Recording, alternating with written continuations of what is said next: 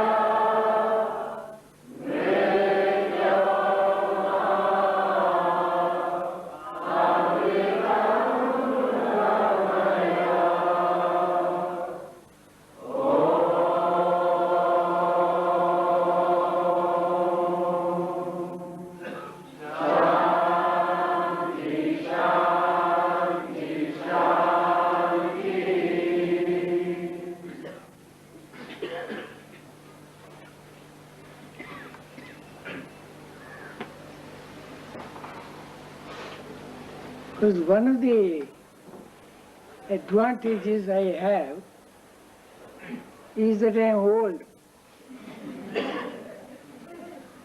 And Swami often says, old is gold.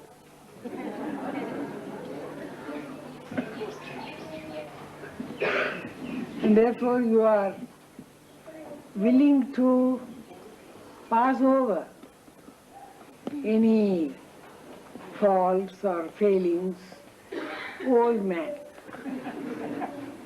And I've also got a good excuse for forgetting.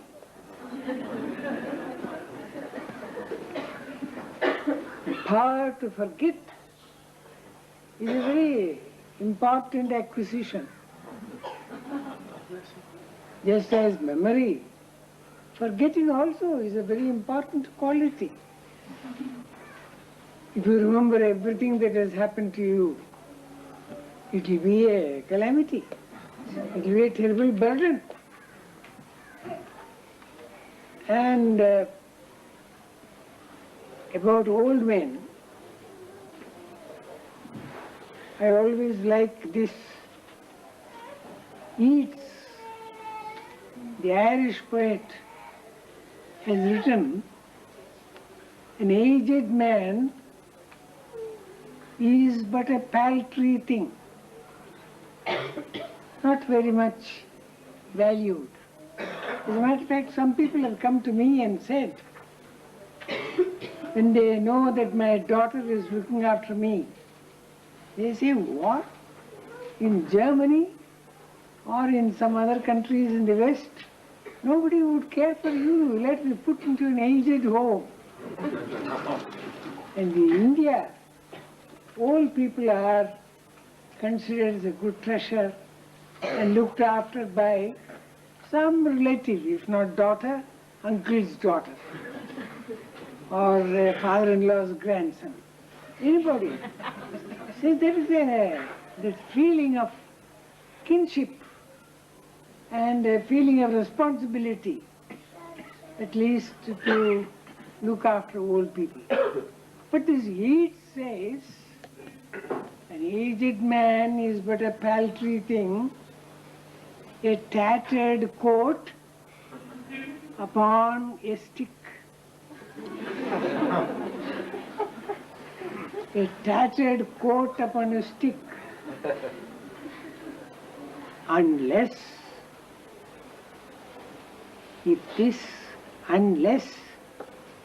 if you have not that, you are simply a tattered coat upon a stick, a paltry thing.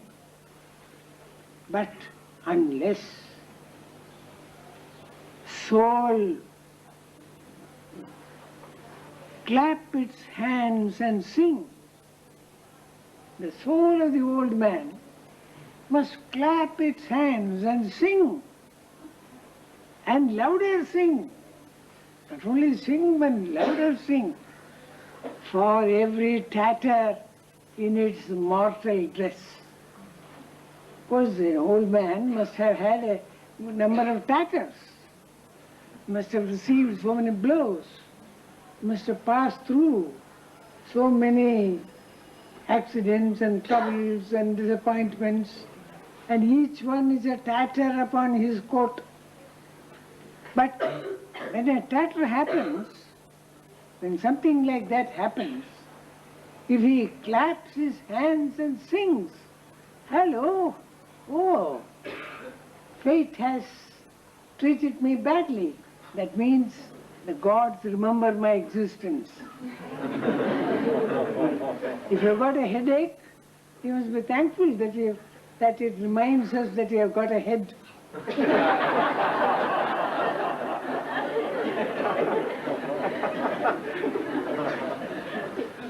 So also, if you get a tatter in your coat, if something happens to you which you don't like, it means that in Indian philosophy, it means that you are working out your karma. And the sooner you do it, the better. Or it may be that God, just like the book of Job, that God pays some attention to you and that He knows of your existence and that He wants to test you and He wants to improve you. And He puts you in a cauldron and removes your alloy, and the sooner He does it, the better. And the better He does it, the gladder you are. So unless soul clap its hands and sing, and louder sing, for every tatter in its mortal dress. Nor is that singing, nor is there singing school. If clapping your hands and singing, when anything that you don't like happens to you, if that is worthwhile, have you got any school where we can learn how to sing when we get these tatters? Nor is there singing school, but studying, you must be able to study monuments of its own magnificence. You study a monument of its own magnificence.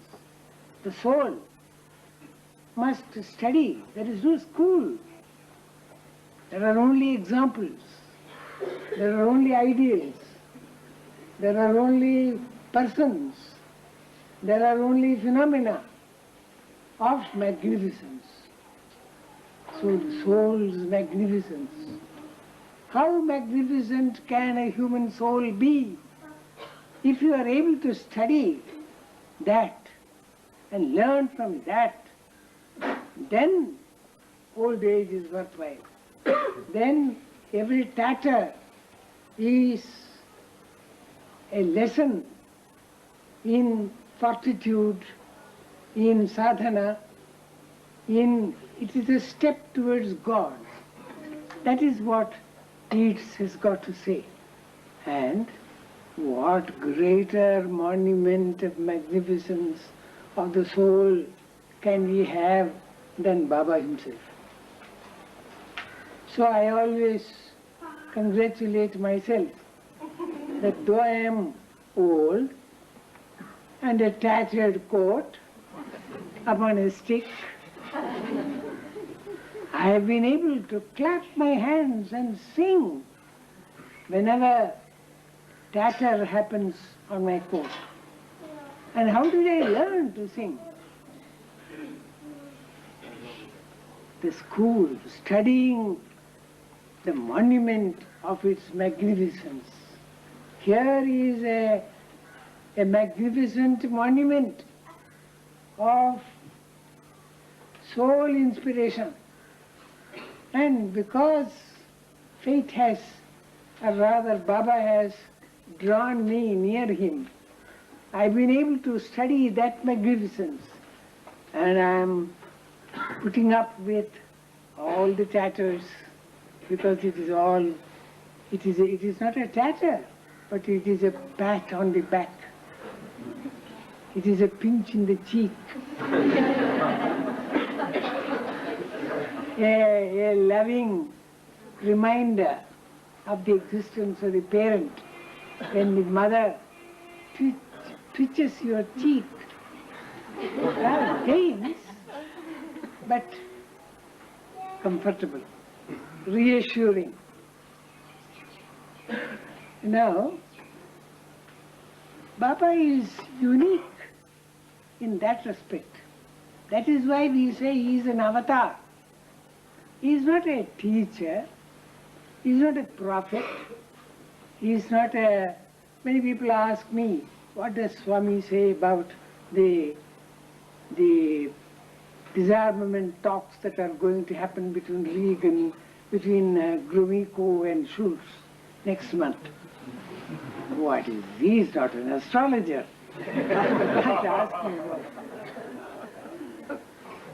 He has come for certain purposes, for which we must be thankful if we are instruments. Now, what are the purposes for which he has come? He has announced why this avatar has happened. Probably when he was addressing a vast audience, packed audience, in the Poornachandra auditorium some years ago, he must have felt the yearning in the minds of the people who were before him. You know, before he addresses the audience, he gets down, moves among them, goes all round the whole place, and what he probably does, because he need not, but what he probably does is to get the sense, to sense the uppermost thought that activates the people who are sitting there. And probably when he went that day, he must have felt some yearning that some people had very prominently in their minds as to why is he called Avatar? Why has God come down among men? How does he believe that it is possible for him to do his work with us as his instruments? It takes a great deal of courage to believe that you and I can be instruments in his work, that we can be molded.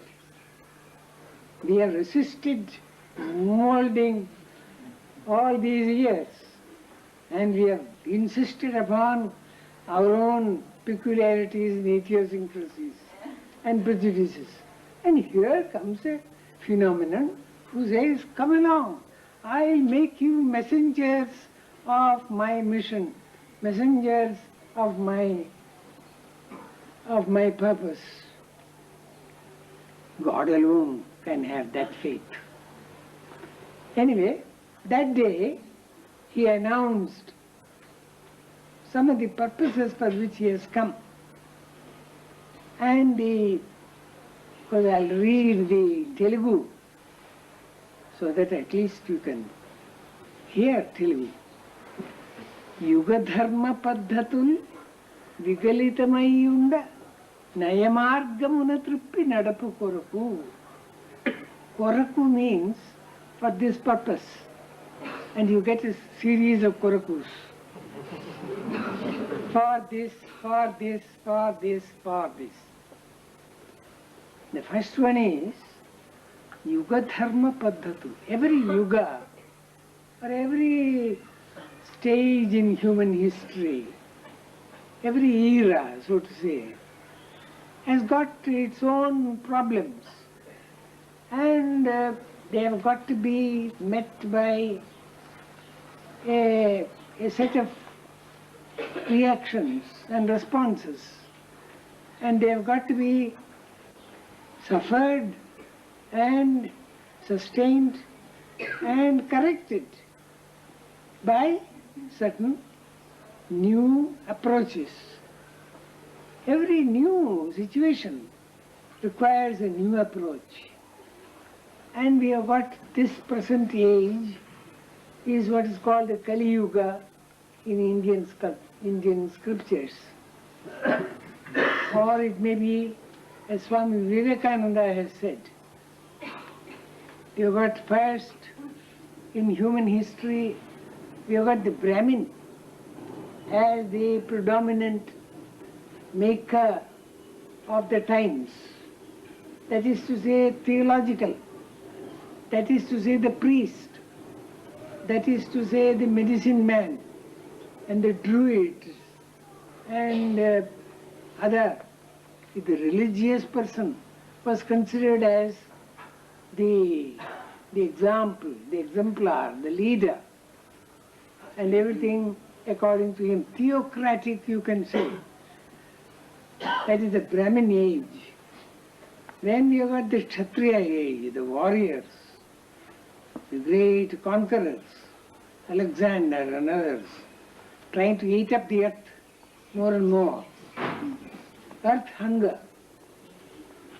And riding over boundaries of kingdoms, slaughtering Attila the Hun, Timur Lane, people who spread terror and fear, and in their pride and their greed, the Kshatriyas. Then we have got the Vaishyas, the merchant group, those who go from continent to continent. Trade follows the flag. The traders, the hunters of markets, those who want to dump their products upon unwilling people, try to multiply their wants by means of advertisements. It's not a question of demand and supply, but we supply and you demand it. You have got to demand it. We'll make you demand it. We'll make you feel that without this, life is not worthwhile. And therefore, and we'll give it to you by installments.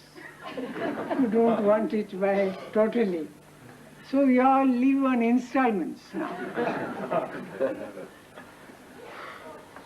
That is the Vaishya, the traders, the multinationals, all those who want to spread their tentacles all over the world in search of profit, in search of trade, and to protect the trader, the others.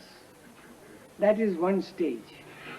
The last stage, the present stage, is the Shudra, that is to say the worker, the laborer, the farmer, their trade unions, their strikes, their demand for something more, They are able to move governments. They are able to decide the fate of nations. The common man has become a very uncommon man now, because his hunger is increasing. His level of standard of life has got to be as high as the highest of the country. So this is the age of the Shudra, as Vivekananda has said.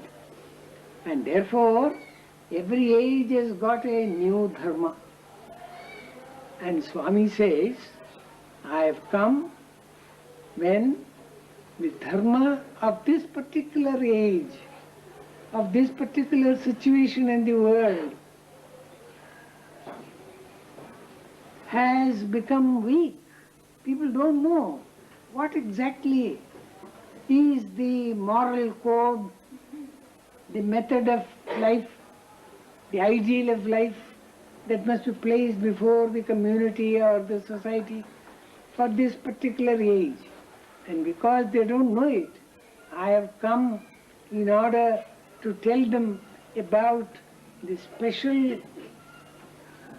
what is right at the present moment for the present situation. And he says, Nayamargamuna trippi nadapukoru. And tell them, not as the previous avatars. Rama came with a bow and arrows, inexhaustible arrows. And when the sea refused to give place for him to build a bridge across to the island in which his wife had been kidnapped, he drew the thing and said, come on, I'll dry you up. And the poor sea came and said, excuse me, I will yield. But then the trouble was, he had put the arrow upon the bow. And it can't be wasted. It must be released. You can't put the arrow back again into the quiver. It has got to be operated. So Rama said, what am I to do? You have now yielded.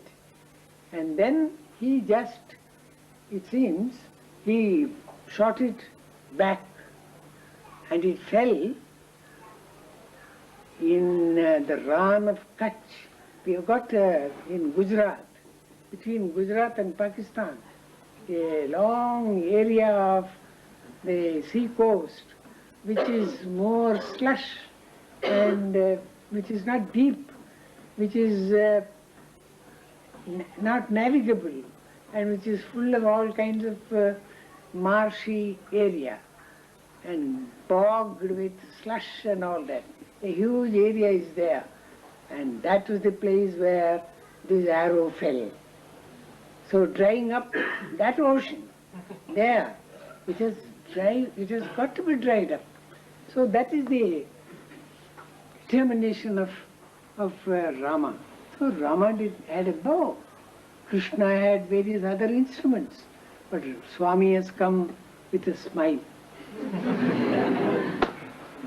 That is the weapon with which he conquers. So Nayamargamuna, I want to instruct people in the code of morals that they have got to observe to improve the present situation softly and sweetly. Nayamargamuna, by good words. That's why Swami said, I am a teacher.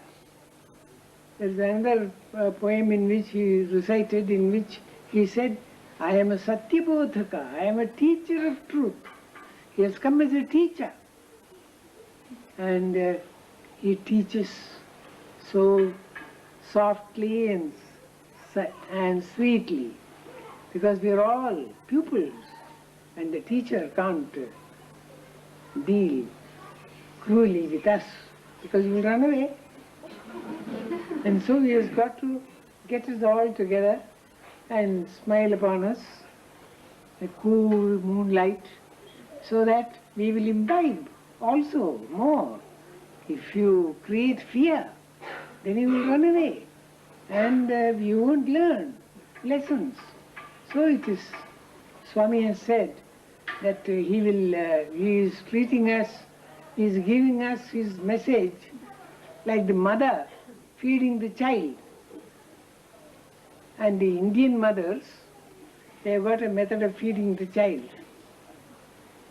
I am not a mother, but I have been fed like that, and so I can say how they do it.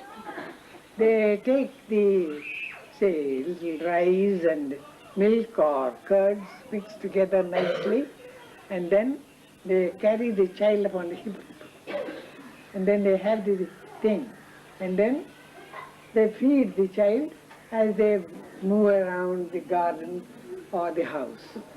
But the child refuses to eat. It will shake its head and say no. So Swami once demonstrated on the platform how he was feeding the child. That is how he is feeding us. The mother will say, look at that crow. And the crow says, ka, ka, ka. And the child says, ka.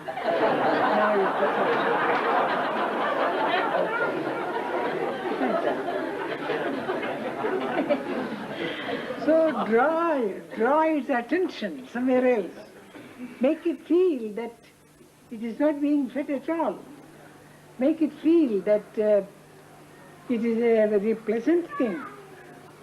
In the intervals between a story and another, he tells a story, he sings a song, he sings a bhajan. By all these methods, your attention is distracted. Meanwhile, you are being given the most sustaining type of food. So, nayamargamuna trippi. So, Swami points out that I am not like the other avatars who came armed to kill, but he has come to deal with you softly and sweetly. That is the first purpose for which he has come. Because each age requires a new teacher. The old lesson, no doubt, but you've got more teaching aids now. And the method of teaching also is different. In the old days when I was a student of the schools, the teacher was armed with a cane. A cane. That was the teaching aid. And if you have got a school as your neighboring building, then you can hear the swish of the cane over the backs of all the students. Isn't it? Swami says that when he was in this village school, everybody who comes late to class, late to school, first, all right. Second, all right. Third, all right. The fourth will be punished with 4 beatings by the cane. Fifth, 5. Sixth, 6. And if you don't answer a question in class, he will be made to stand, and he who is able to answer the question has got the privilege of giving a slap on the cheeks. They will all be made to stand in a line, and the fellow who is intelligent enough to answer the question will be able to beat slap the cheeks of all the other boys. And Swami always had that privilege.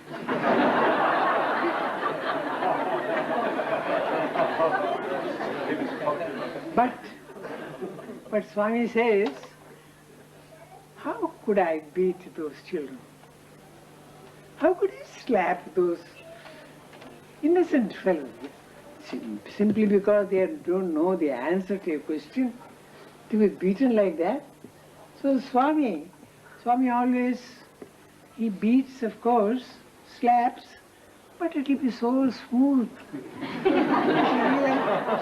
It will be like applying cream.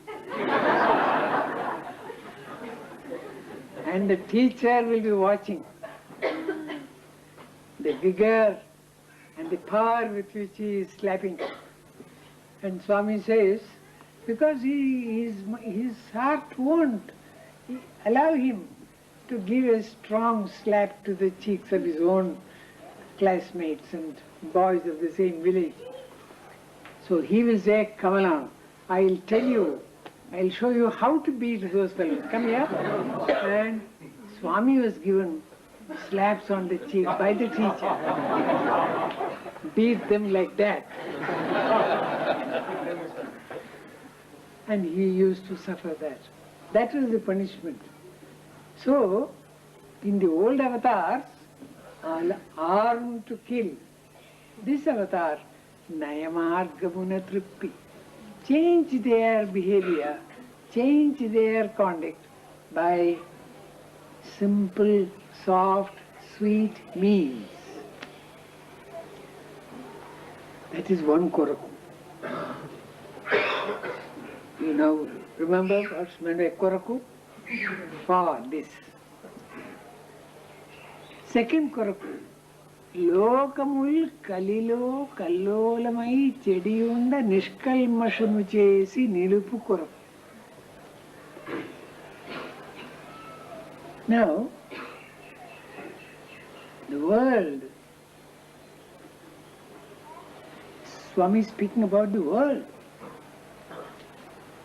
The world has become full of kalaha, that is full of factions, and therefore restless. This is the age of anxiety, the age of fear,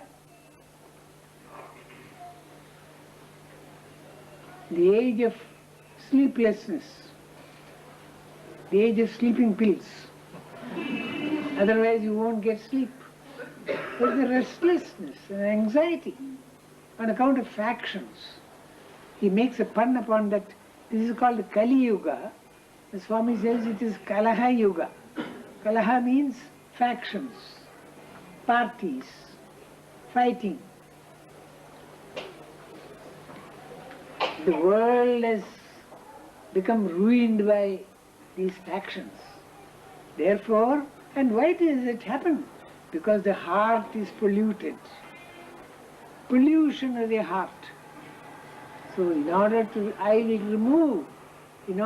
remove the pollution in men's hearts, which reduces them to this ridiculous position of dividing themselves into factions and fighting. That is another purpose for which I have come. Goes to, that is, what is the balm with which he is going to remove this pollution of the heart, the spreading of the message of love. Love is the balm. Love your neighbor, because the neighbor is yourself. Not love thy neighbor as thyself. Love thy neighbor, because you are your neighbor. You are your neighbor. He is not different from you.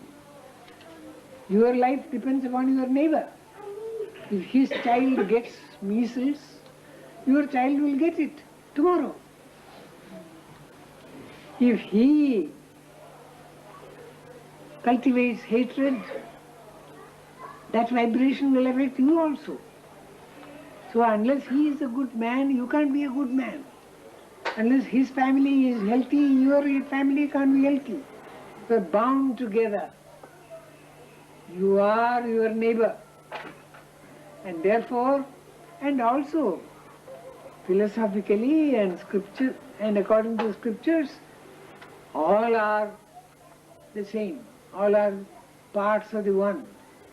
So, in order to remove these factions that are creating anxiety at the present time in the world, I have come in order to remove the pollution of the heart You must have heard this statement, war is made in the minds of men.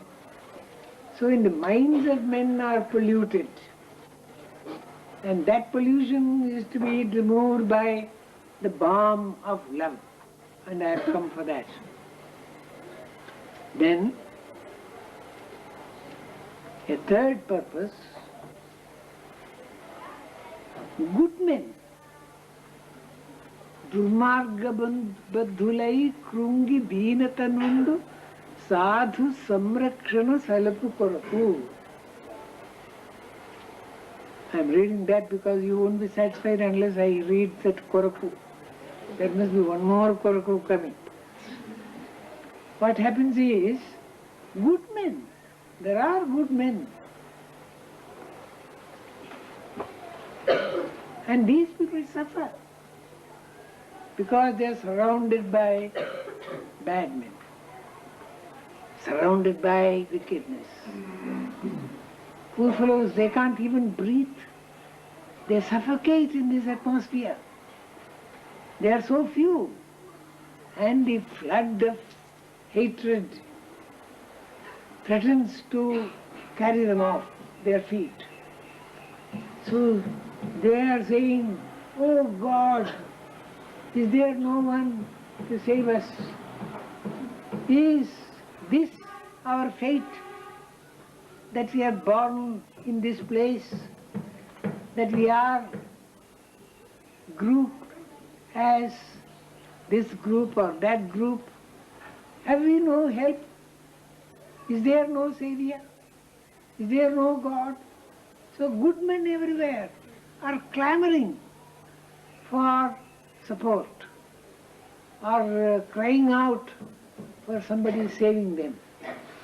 And I have come in order to assure them that they will get succor, that they need not despair, that there is someone who is interested in their welfare. You know, there is individual good men. I must have told some of you at least a story of a student, a girl student in San Diego, living in the international house attached to San Diego University.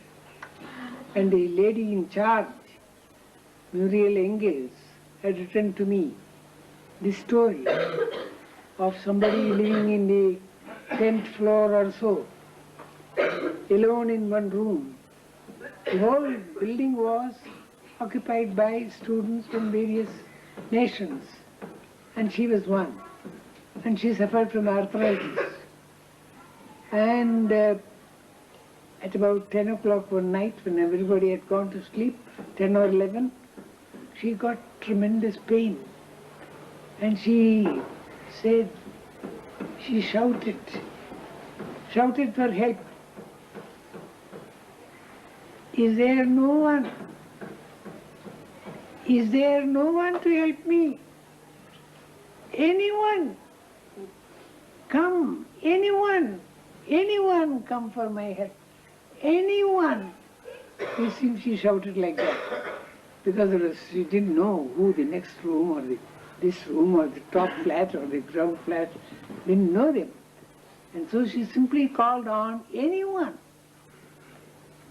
Here is a innocent student, helpless girl, shouting for help. Anyone. Is there no one? Anyone. If you have got no one, this is the one. And Muriel Angels wrote to me, the door was bolted, she was on their bed, crying in agony, and Swami walked in. She didn't know anything about Swami. Red robe, afro hair. That is the signature tune. Inimitable. Swami walked in. She says, a red-robed person came and stood by my bed and said, "Why do you shout so loud?"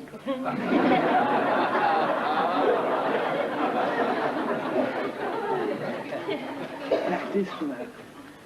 To call on Swami, you need not shout loud. You can even whisper.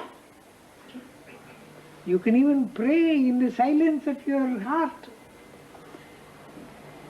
Imagine the situation. Why do you shout so loud? And what did she shout for? Anyone. And here is the one. And Baba, it seems,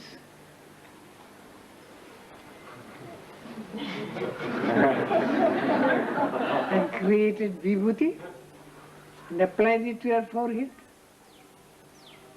and then patted her as a mother pats a child to go to sleep. And she had no pain and she slept off and he disappeared. Next morning, she went to Muriel Angels, the director of that institute, international hostel, and said, "Look here, last night when I shouted like this, some guy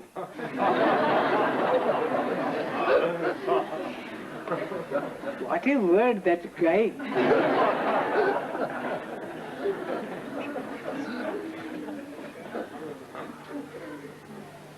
Walked in and he put something on my forehead and I slept.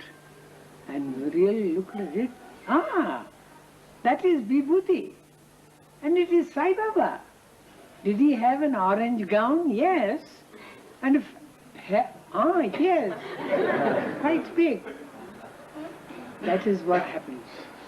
So in this Koraku, what does he say? When good men surrounded by the wicked cry out for God, cry out for help in order to protect them and save them. That is one of the purposes for which I have come. So the last line is Avatarinchenu, avatar, I have come down, Avatarinchenu, Achyutudu, I am Achyuta. Achyuta is one of the names of God in Sanskrit. It means he who is not diminishable.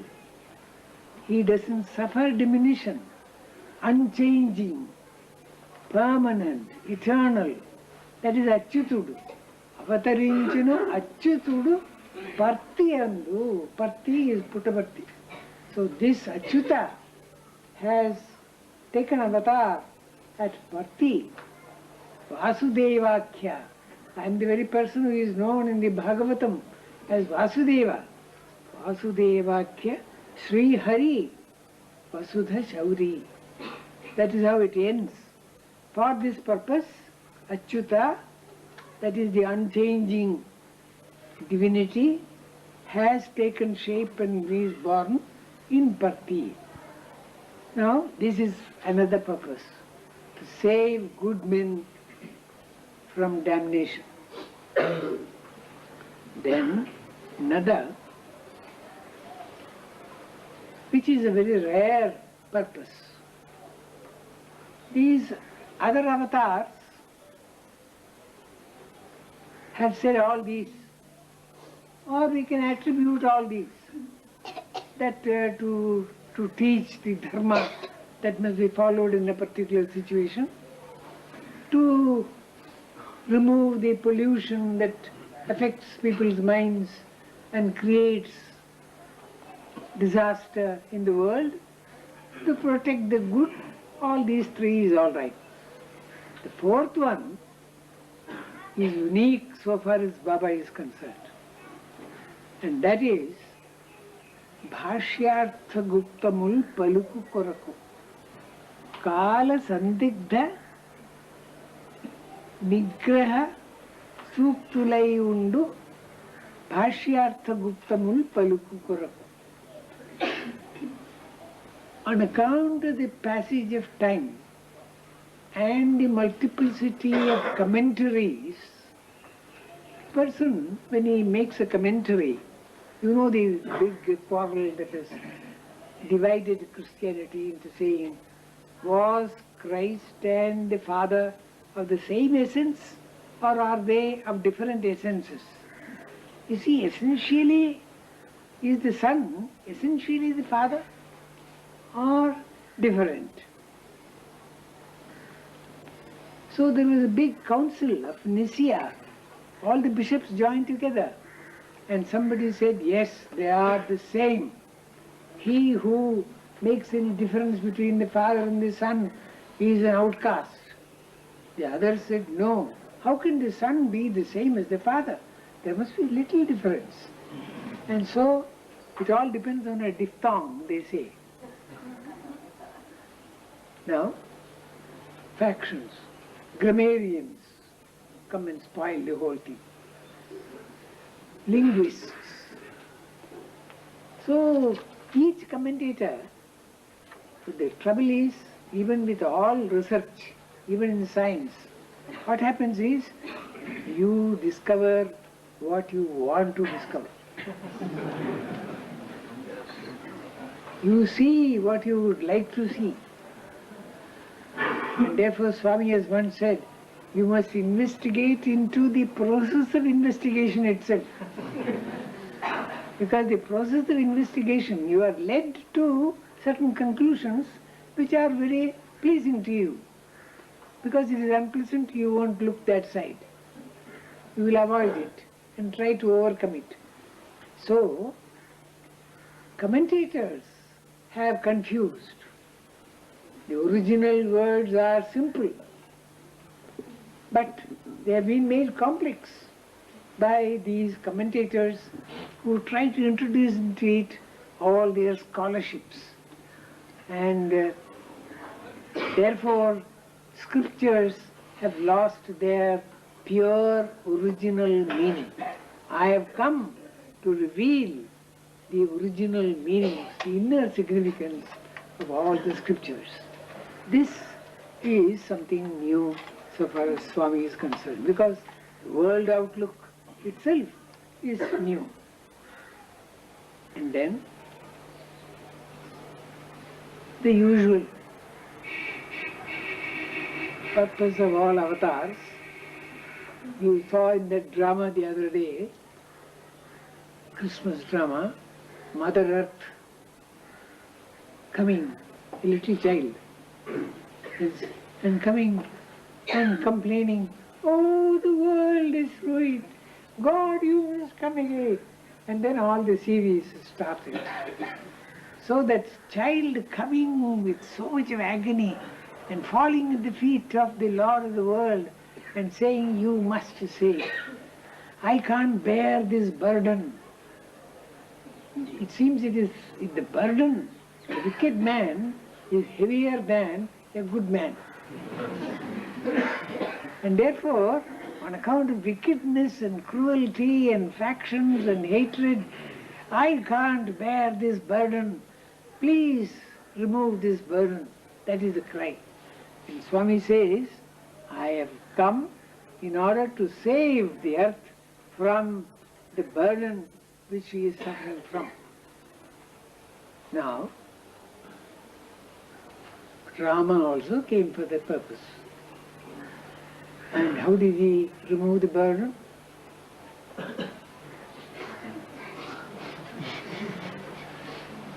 Krishna also. Swami, how does he remove the burden? The weight that the earth is carrying? Well, I have got an explanation. He cuts us down to size.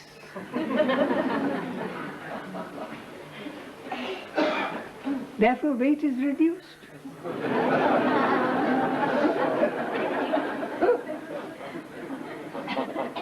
Of course, Swami doesn't like fat people.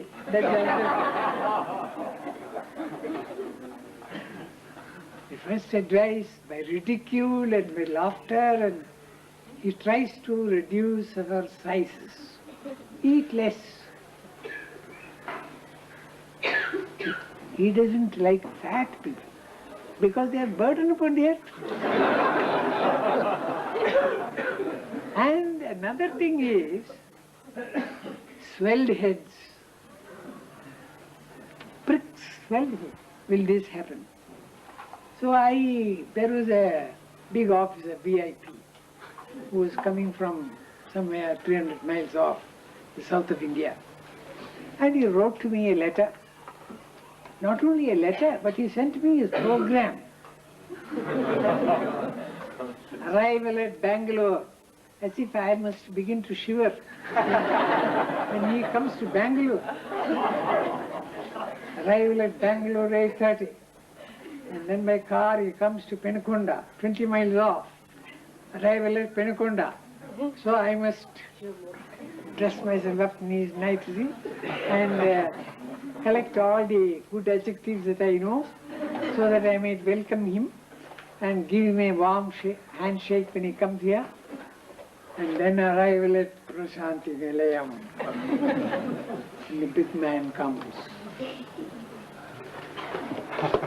And he came.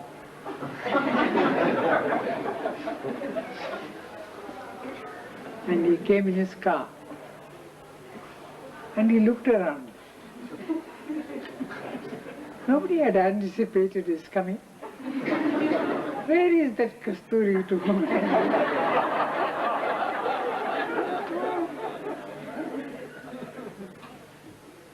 Then he thought that there was nobody here. But they were all sitting, hundreds of people, silently. So he came in. And Swami called him into the interview room. He and his wife. And he said, "You came, three of you. Where is the other person?" "No, Swami, only myself and my wife." "No, there was a third person." "Yes, oh, he is a chokra. He's a boy who, you see, when we came in the car, if we go to a hotel or something, we wanted someone to be looking after the car. So a boy, he's a boy that we got, a servant boy. He's a chokra. Huh? Should he not see me? Go and get the chokra." And poor fellow, I was sitting in the veranda and he wanted to tell me to bring the chokra.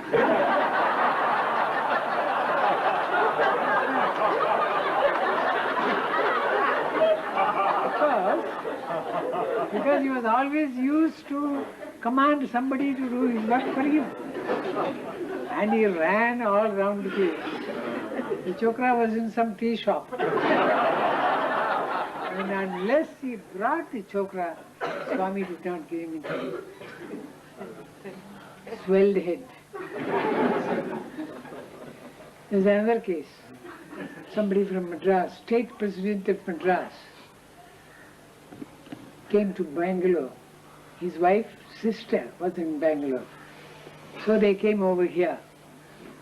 The two sisters, ladies going alone in a car from Bangalore to this place, must have some mail. So they asked the gardener, "Hey gardener, we are going to Puttaparthi. Are you coming?" Oh, he was so happy. Because he had peeped through the window when Swami had gone to their house, and he had touched the ground upon which he had placed his feet, and he was so devoted that he said, "All right, I'll come in 1 hour." So he went to some Dobie's place, got freshly washed clothes of somebody, and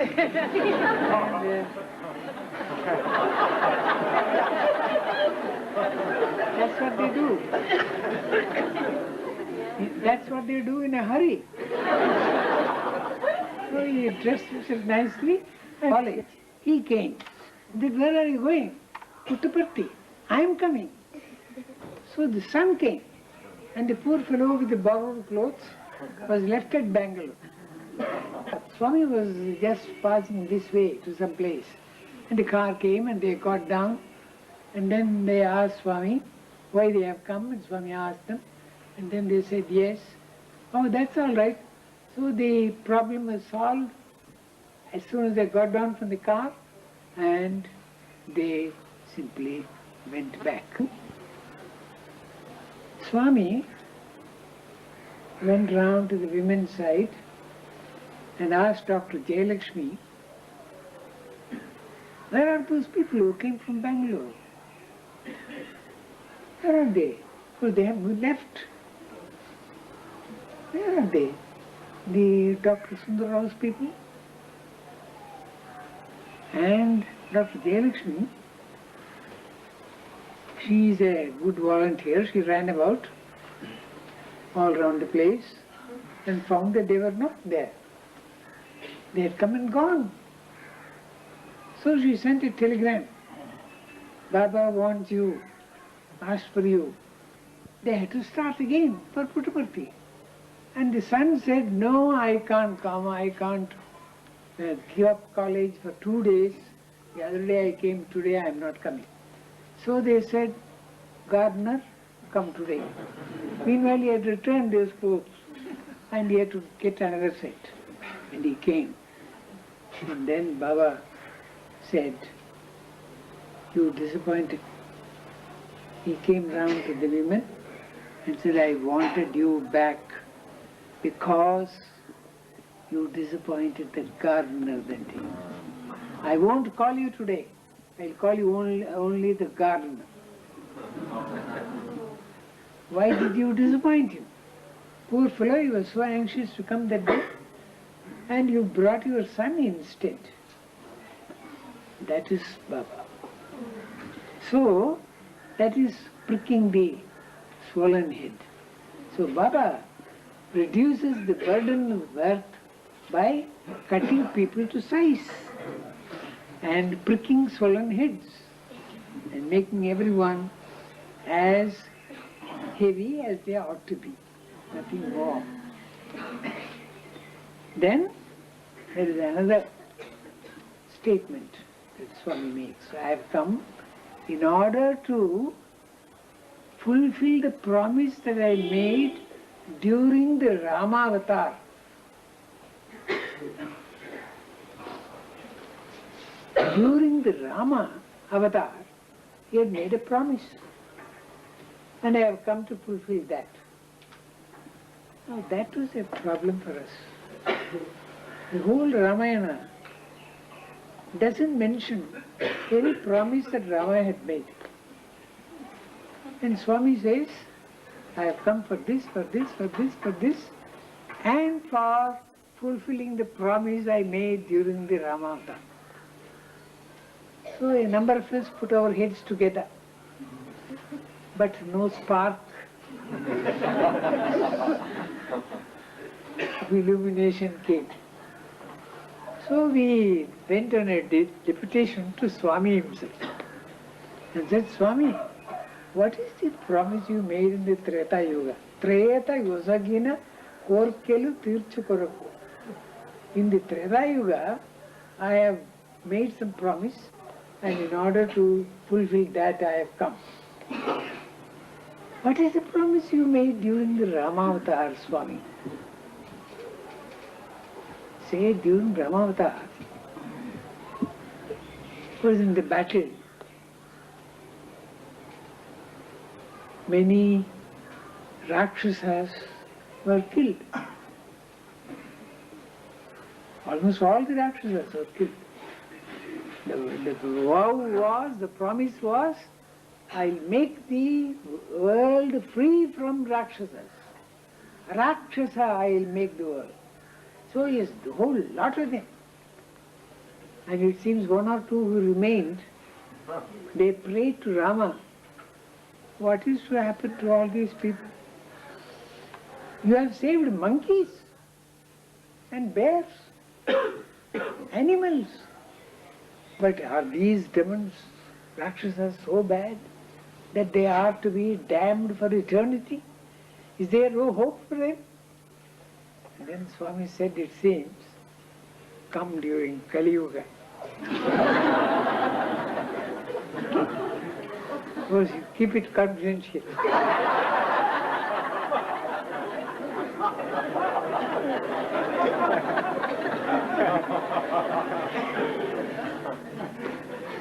That is the secret to the whole affair. And Swami also said, it seems, these Rakshasas have been so wicked. Usually, in our scriptures, the rishis were saved by simple sight. Rama passed through the forest, they all saw him and they were saved. And the Krishna avatar, the gopis, the cowherds, boys and girls, men and women, were saved by the touch.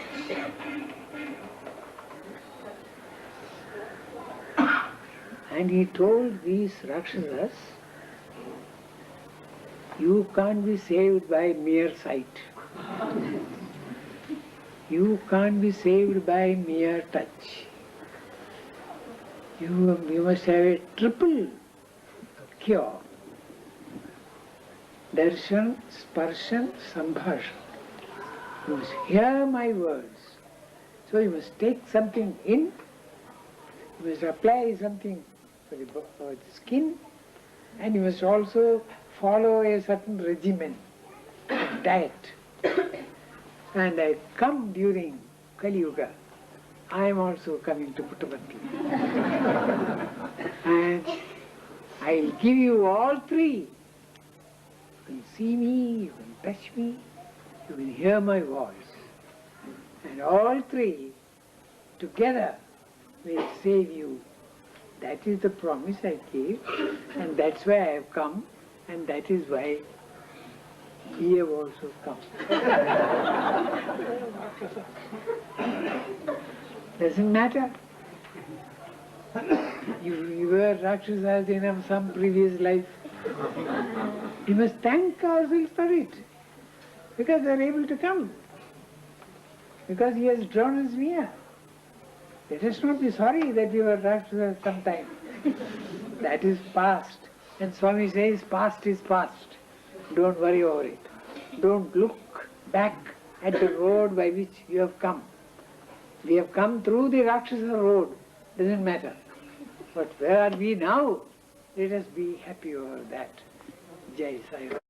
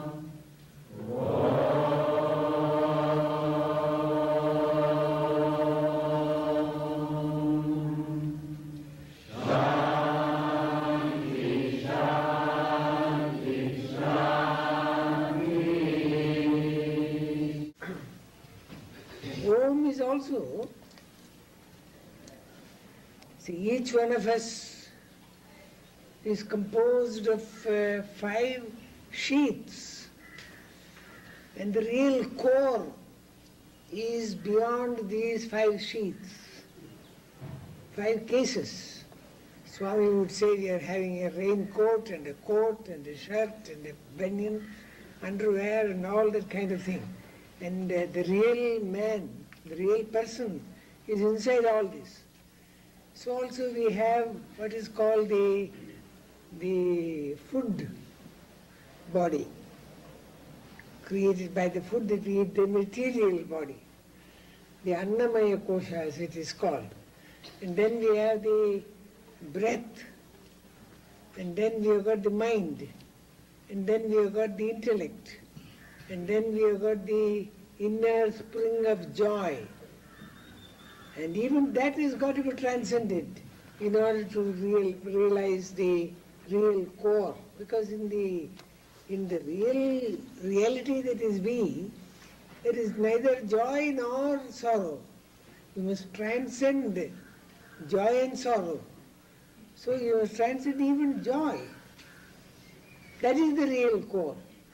Now this Om, it takes up at the physical stage, the body, the food stage, and then it goes through the mind, the breath and the mind and the intellect and the Ananda. So that when you come to the final intonation or hum in which it ends, we have come to the Ananda stage. And then the silence that follows, even that hum is the real thing. In that silence we will have to discover, in that silence resides divinity, our real divinity. So this Om has got a number of meanings like that. And that is why the essence of all philosophy and thought and spiritual practice is this sound Om. And that's why it is written in a number of scripts on this Gopura. The full moon hall, the Poornachandra auditorium, the full moon hall where all the gods that ever man adored do congregate to witness him. You will see under every pillar in that Poornachandra auditorium some form of God sitting, petrified of course, sitting, as if sitting, waiting for Baba to come, for the avatar to come. Well, they know the avatar because they are all forms of God whom men have adored for centuries. And they are curious to know who is this divine personality that the world is now adoring. So they're all waiting, each one already appropriating a pillar for himself or herself and awaiting the chance. That is what it appears to me. The full moon hall where all the gods that ever man adored do congregate to witness him. The pillar proclaims what he has come to teach. All faiths are facets of the truth. You can kneel or turn a wheel, guess him formless or with form, or see him, serve him in man and beast and plant. You can even worship a plant, a tulsi or a tree, as they do near that other gate. You've got a tree there which is worshipped. We say Vishnu resides in your trunk, Brahma resides in your root, Shiva resides in your fruit. So we invoke all, they do that. God is really in the tree. Without God the tree can't grow. God resides in the worm, God resides in the microbe, God resides in the virus, God resides everywhere. man, bird, beast, tree, plant. And therefore you can serve him in a plant or in a tree or in a bird. Sai is the journey's end, whichever path you tread. He is the guide, the God, the goal. The Nilayam is the lab where the alchemist turns leaden hearts to Bangaru. Formerly the alchemist used to convert lead into gold. Bangaru is gold. And Baba's fondest expression is Bangaru, so far as we are concerned. Once it happened that I got into some trouble. Excuse me, keep it confidential, please.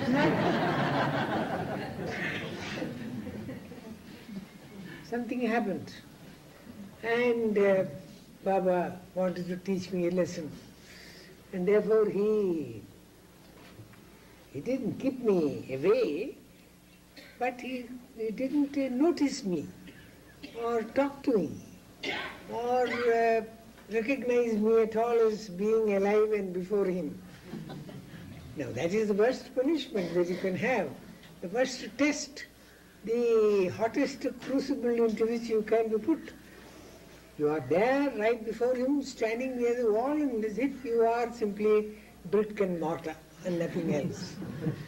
And he will pass up and down a number of times, and you may plead, Swami, Swami, Swami, Swami, Swami, a number of times, but he is deaf to all your appeals. Like that it went on for about 10 days, 12 days, and it was a terrible experience. And then one day, when I couldn't bear it any longer, so I broke down, and then Swami said, what is all this? There's nothing. Go. That was something. So of course Swami said, there's nothing. Why are you worrying like this? No, nothing. Go, go, he said. Now, of course it was satisfactory that at last he had spoken to me, recognized me, and said at least something, but I wasn't quite pleased.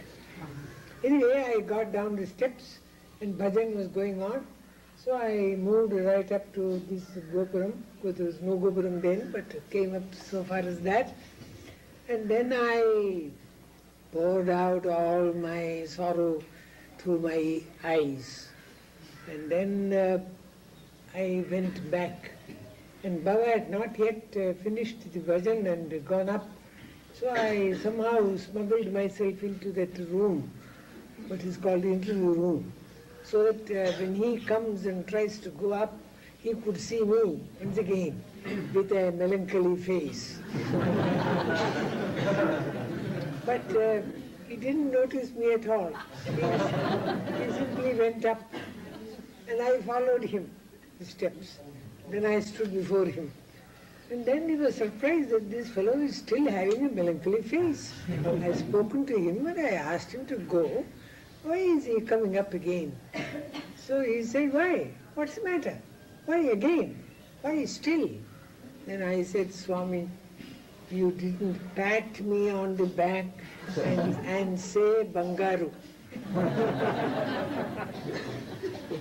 Bangaru means cancelling of all that has happened. New chapter.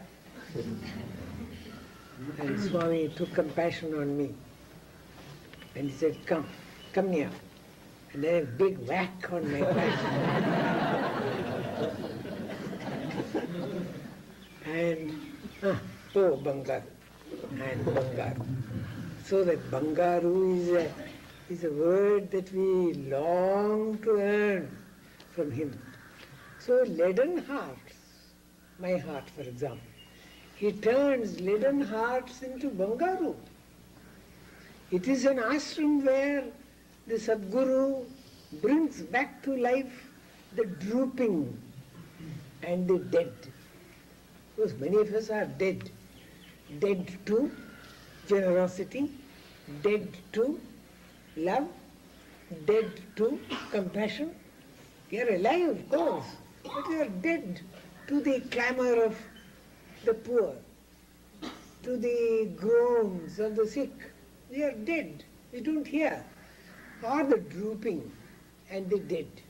These people, his palm, we know, has the balm. His palm has the balm for the drooping and the dead. It is a workshop. It is a laboratory. This is an ashram. This is a workshop where he sets aright all broken hearts. They come here. And he sets aright and mends the damaged mind. It is a school. That's why the school became a university. It started as a school. And even now the university is a part of this school. It's an extension of this school. It's a school where we learn a few more D's. In the alphabet we have got only one D. But Baba teaches us 3 D's. Duty, devotion, and discipline. 3 D's. So when we come to A, B, C, D, then Swami says, no, wait, there are 2 more D's. 3 D's in this alphabet, in this school. And extra F's. You've got 4 F's here in Atmic alphabet, where arithmetic is upside down. In this school, you learn arithmetic upside down, where 3 minus 1 is 1. That is, Swami says, you've got man and the creation or nature and God. Now this creation and nature is only an extension of our mind. It is our mind that has conceived of all this. Mentalism it is called. And when you remove the creation, the illusion of the world, there is only God. And who is God? That is also your creation. You are part of God. I am God and you are God. So you are in me and I am in you. So there is only one. So 3 minus 1, if you take away the creation, you become only 1. A big metaphysical arithmetic. And I plus I plus I plus I plus plus plus plus. All of you, each one of you calls yourself I. Now all these I plus plus plus and I plus I plus I plus I add up to single I. Not 4 or 40 or 50. All are parts of God, therefore, that is the arithmetic that we learn here. Now, so these are for people who are coming for the first time. Take your seat on the darshan line and fold your palms and minds.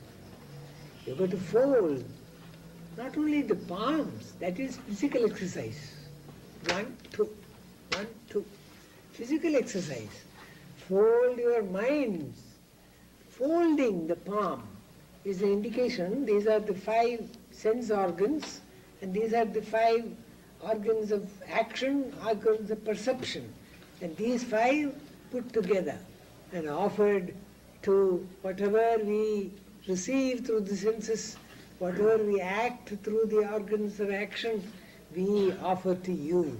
That is why Baba says these minds are folded, not merely palms. Bid adieu, when you sit in the darshan line, bid adieu to hate and pride, farewell to envy, greed. Picture his lovely form and pray for darshan, sparshan, touching and sambhashan, that he might utter a word or 2 to you. 3 blessings he has come to give. But Swami says that these 3 blessings, seeing, touching and hearing his voice. He has come to give that. So there is an old story which he tells us. During the days of Rama, he killed a large number of demons, poor things. And at last they clamored and said, what is, you have destroyed our lives, and we have only obeyed our master Ravana, and we fought for him so loyally, and he died in your hands. So what is going to happen to us? You must save us now. And then it seems Rama said, of course it's all a joke, more or less. Swami enjoys jokes. So he said to those demons, you come during the Kali age, I will be coming. And it is at that invitation that we have all come.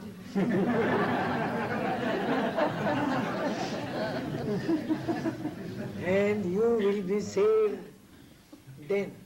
You require, it seems he told those demons, you require triple treatment. Some rishis and others, they simply had darshan and they were saved. Some had sparshan and they were saved. Some heard the voice and they were saved. But you are such a deep-rooted wickedness in you that come at that time. And I'll give you all three. Internal medicine, external application, and control of diet and other things. So these three he has come to give. In one poem that he sang before one of his discourses, he mentioned this. I have come because I have promised the demons that I will save them again. Anyway, it is good that we don't remember our past. Forgetting is a great gift given by God to us. And then, lo, there he is, the orange robe, the flash, the flame, the fragrant breeze, sunlit, halo hair, fulfillment of every golden dream, all the gods in Sai form, grace, majesty, joy and charm. This is Shiva Shakti, Krishna, Ram, Jehovah, Buddha, Jesus Christ. Clasp those lotus feet. Hold the softness of the touch. It will keep you soft forevermore. His feet are so soft. Hold the softness of the touch. You touch it, it is so soft.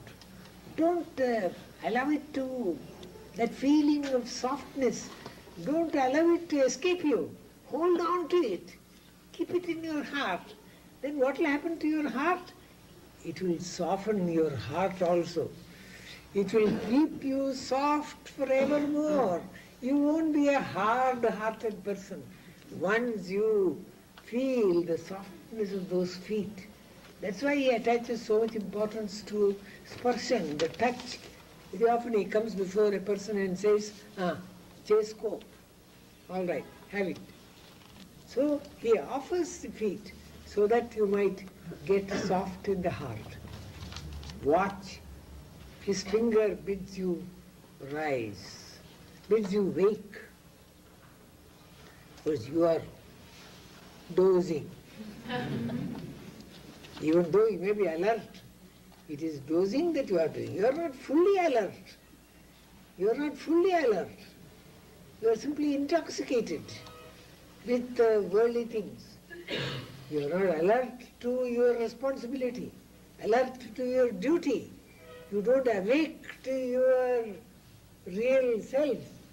The call is there. You are not awake. You don't hear it. That's why in the Upanishads it is said, Uttishta, get up, Jagrata, awake, and go to the person who will lead you.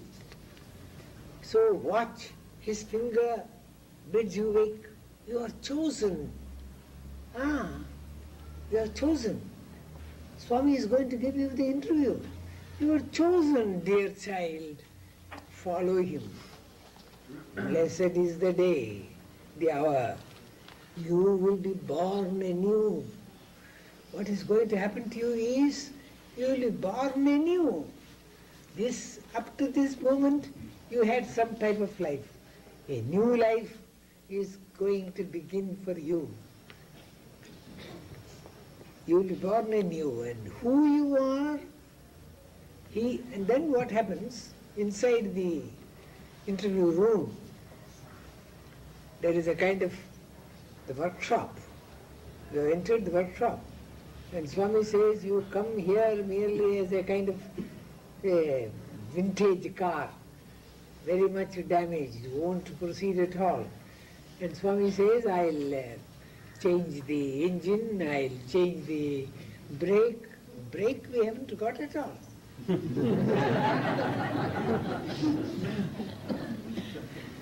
Somebody complained, what, your brake is not working, but that doesn't matter, I've got a good horn.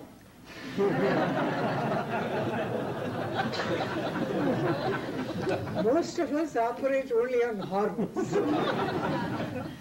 and no brake.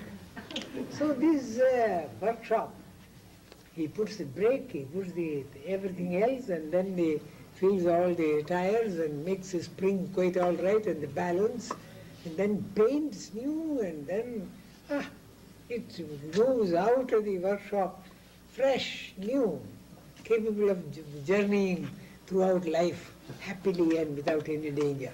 That's once what he explained his role to be. So let us see what happens to us when we go and yield ourselves to him. He spring cleans the junk that clutters the brain, and who you are and why is clear in the light. He dots his Vibhuti on Ajna spot. This is according to yoga, very important place in the Kundalini yoga. Ajna Chakra it is called. It is the headquarters of the Commander-in-Chief who gives all the orders for the spiritual powers to arouse. And he touches that and puts himself on it. That is to say, his Vibhuti, which is himself. Unveils the eye. Unveils the eye.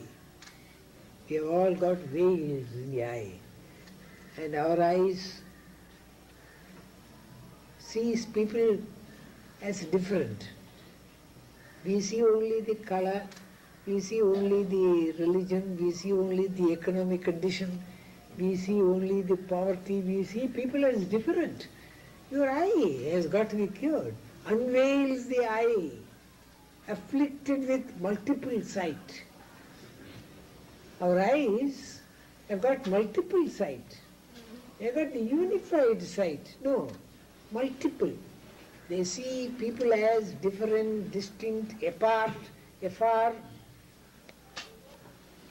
He laughs. He laughs. Who else has got the right to laugh? Because we are all such absurdities going around. He laughs to find you deaf, though the ear is near and clear. Deaf to what? To the mantram of the nose. You see, the nose is repeating a mantram. That's the purpose of the nose. Not to poke into other people's affairs.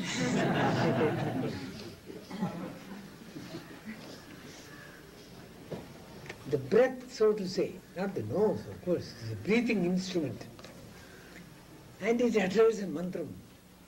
When he breathes in, so hum, so hum, so hum. That is the mantram that the nose repeats. He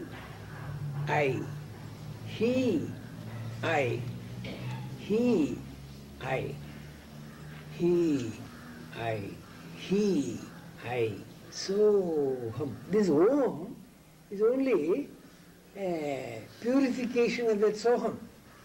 Soham, that is the mantra. And what does it mean? I am not Kasturi, I am he. I am not Mr. Harvey, I am he.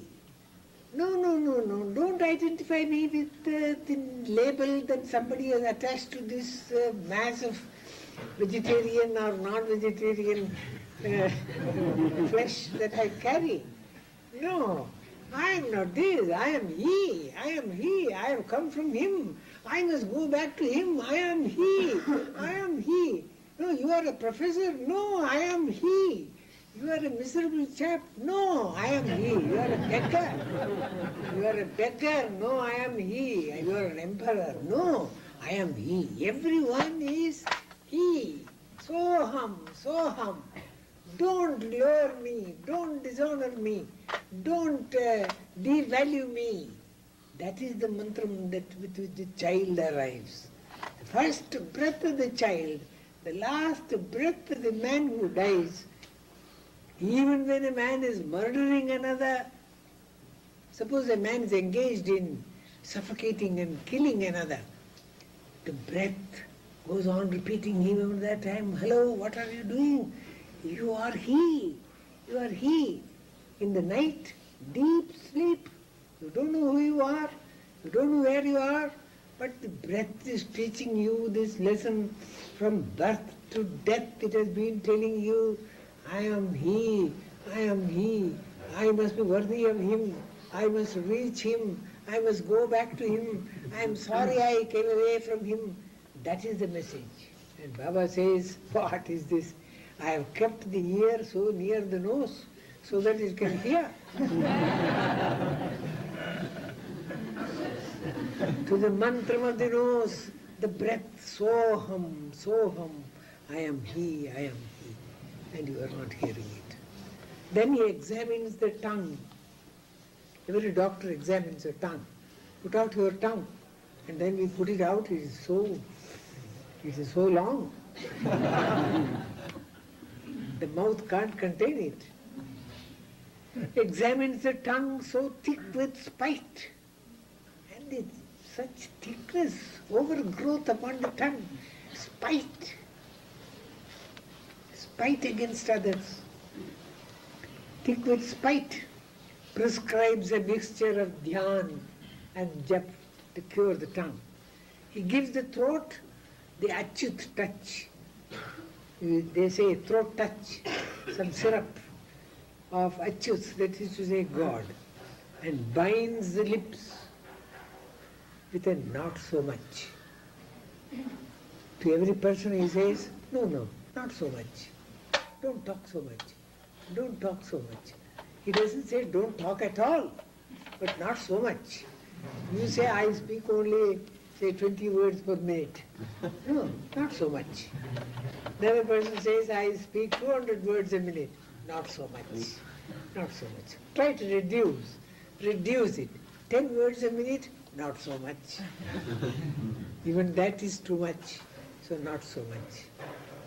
He gives the armor to the covered chest, and with a twinkle of an eye, he wills away your wayward ways.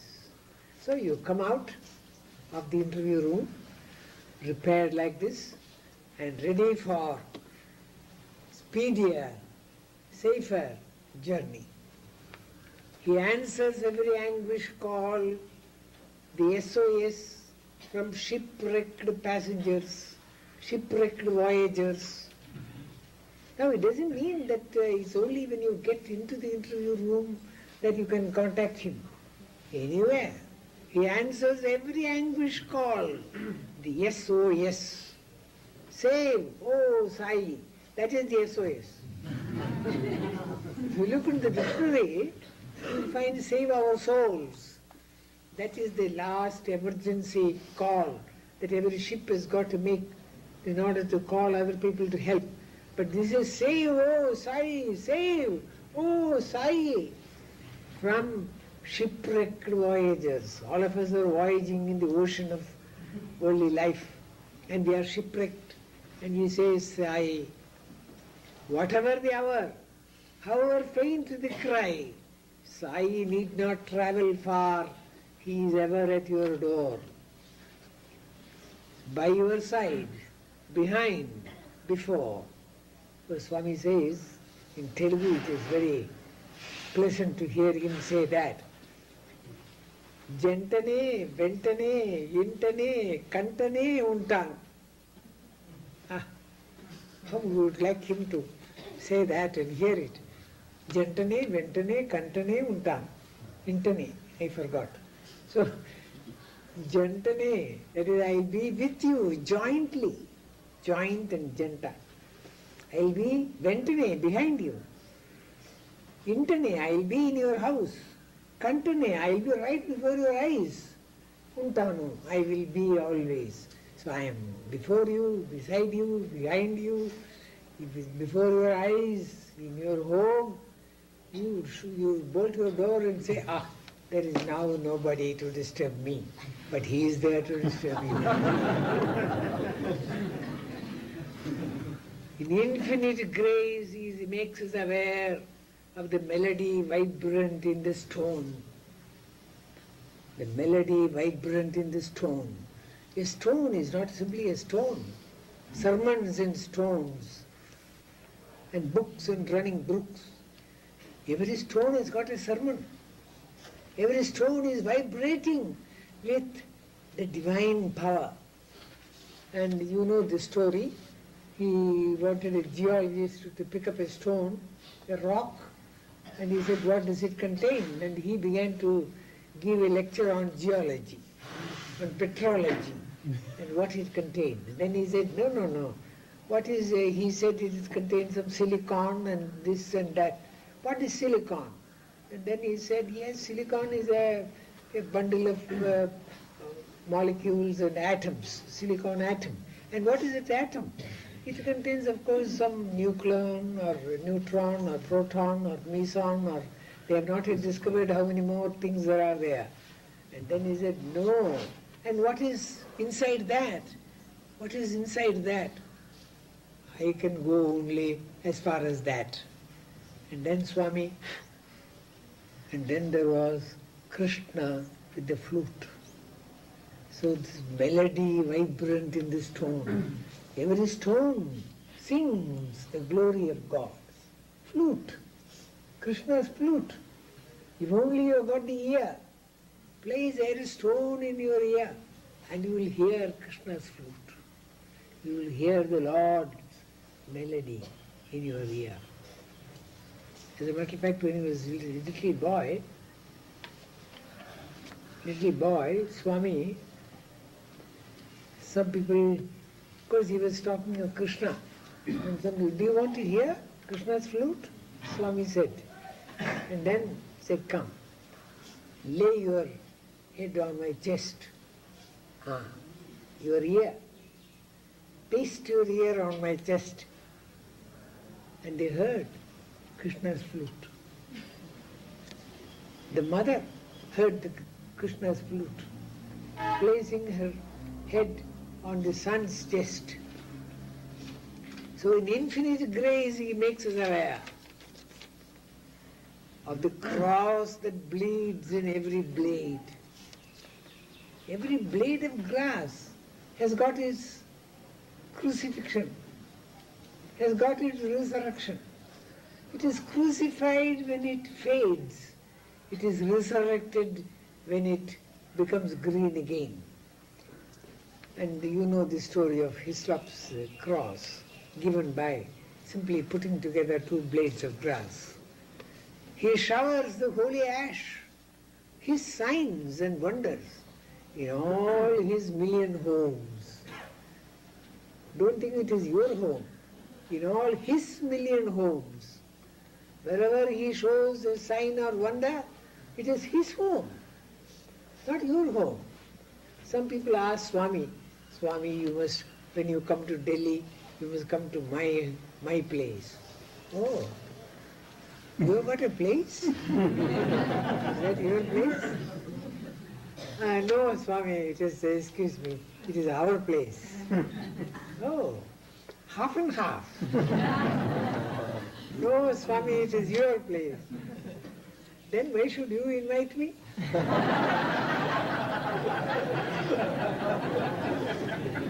What right have you to invite me to my place?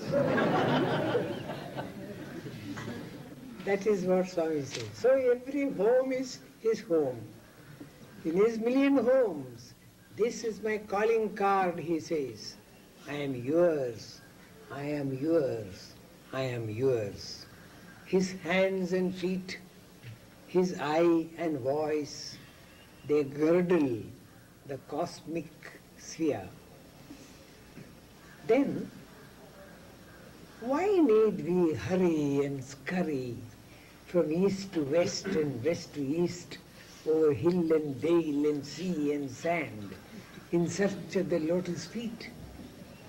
They are here, within reach of every longing hand. Longing hand. That doesn't mean that your hand must become long. Your mind must long. As a matter of fact, once, Swami, some person will call for the interview room. And then he was just about to leave. And then he said, he was doing namaskar, touching his feet. Then he said, anyway, now that you are here, take the measurement and go. Measurement? Yes. See, you find out the space which is required for me to stand between the 2 feet. How much space is required for me to stand comfortably? Measure and then go. Why, Swami? What do you do in your shrine room? You put your hands too close and then you pray, Swami, come before me so that I can touch your feet. And you keep your hands so close. And it is difficult for me to stand at that space. Swami said that. How can I stand in that limited space that you give between? I can't stand upon your hands. I don't want to hurt you. So you please keep your hands as apart as necessary. So take the measurement and go.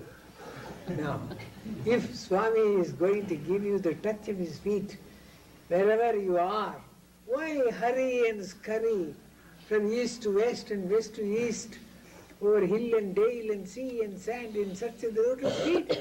They are here, within reach of every longing hand.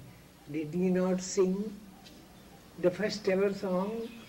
Manasa bhajare Guru Charan. Worship the feet of the Guru in your mind. Let us install them in the inmost shrine, those feet, and pray, Sai, my Lord, grant me the vision of thy kingdom within me. Grant me the vision of thy kingdom within me. Assign me the work that is worship for thee. Whatever work is worship for thee. And what work shall I do as worship for thee? I remember I was a professor in the university and I was to retire within about 3 months. So I went in search of Swami and he was somewhere in Madras. So I went there and told him, Swami, 3 months more this service in the university. Afterwards, I come to you, your service. And he said, what? I thought you were a wise chap, reasonable chap. And you claim to be a professor. My ego was punctured. Do you make a distinction between university service and my service? Is that not my university? Is that not my service? What is it that you are talking? Swami service as if it is different, and university service as if that is different. Wherever you are, it is my service. The whole world is mine. And every one of you is my servant, doing my duty. That I have assigned to you. Now that opened my eyes. Of course, my eyes wide open at that time also. So, grant me the vision of thy kingdom within me. Assign me the work that is worship for thee. Whatever work you give, there is no high or low. Lead me to those who heed thy word. Satsang. Don't put me in the midst of people who will discourage me. Lead me to those who heed thy word and pine for thee. What is a devotee? Just pine for him. Reveal thy charm wherever I cast my eye. Wherever I cast my eye, let me only see thy charm. Let me not see the ugliness, because there is nothing ugly, because everywhere you are, and therefore there is only beauty everywhere. It is my prejudice that makes me feel that it is ugly. And Swami fulfilled his one desire. Let me, Swami, let this, thy little self, merge in thee. Jai Sai Ram. Now, I will read it from the beginning once, so that you may get the feel of it. Now you can do your worst. I started my worst.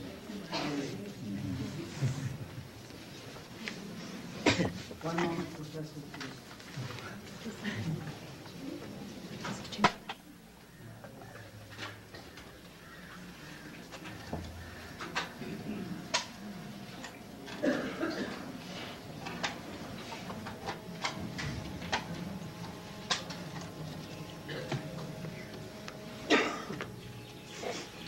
That is the defect of becoming slaves of machines.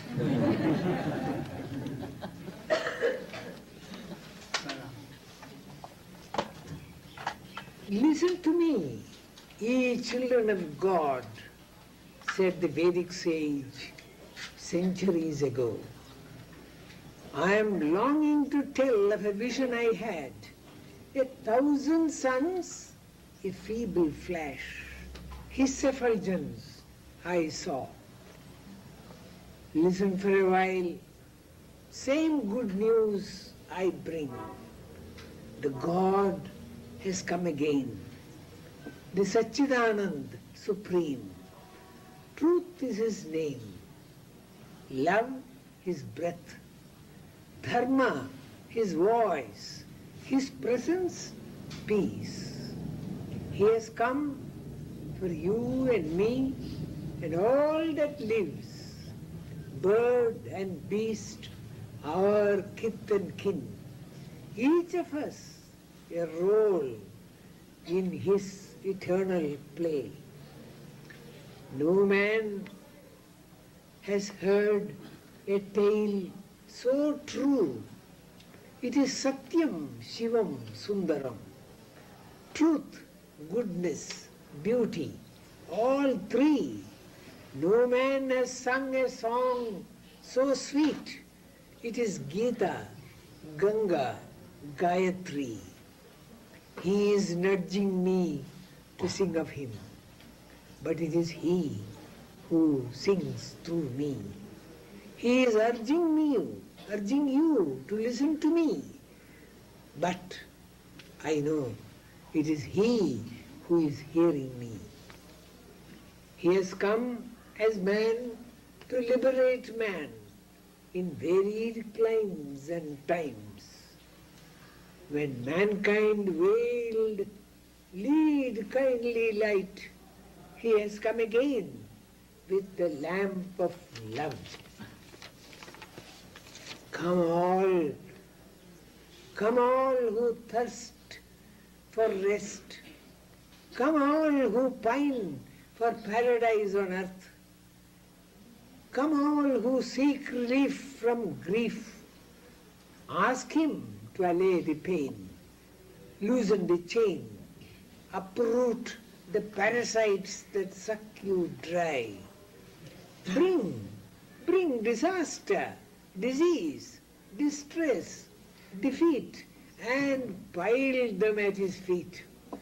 Then, light of foot and gay of heart, skip along the pilgrim road, happy, hopping, free. A ring of hills, so brown and blue, the holy stream Chitravati, it is sacred Puttaparthi, abode of Sanatana Sarathi. Prasanthi Nilayam, Jerusalem, both words mean the same to every hungry soul. Angels hover over the silver door. Devas crowd around the golden domes. The Gopuram, it leads your eye up and up and up and up to omnipotent Om. The full moon hall where all the gods that ever man adored do congregate to welcome him. The pillar proclaims what he has come to teach. All faiths are facets of the truth. You can kneel or turn a wheel, guess him formless or with form, or see him, serve him in man and beast and plant. Sai is the journey's end. Whichever path you tread, he is the guide, the goal, the God. This Nilayam is the lab where the alchemist turns leaden hearts into Bangaru. It is an ashram where the Sadguru brings back to life the drooping and the dead. His palm, we know, has the balm. It is a workshop where he sets aright all broken hearts and mends the damaged mind. It is a school where we learn a few more D's and extra F's in Atmic alphabet. 3 minus 1 is 1. Arithmetic is upside down. And I plus I plus I plus I adds up to single I, not 4. Take your seat on the darshan line and fold your palms and minds.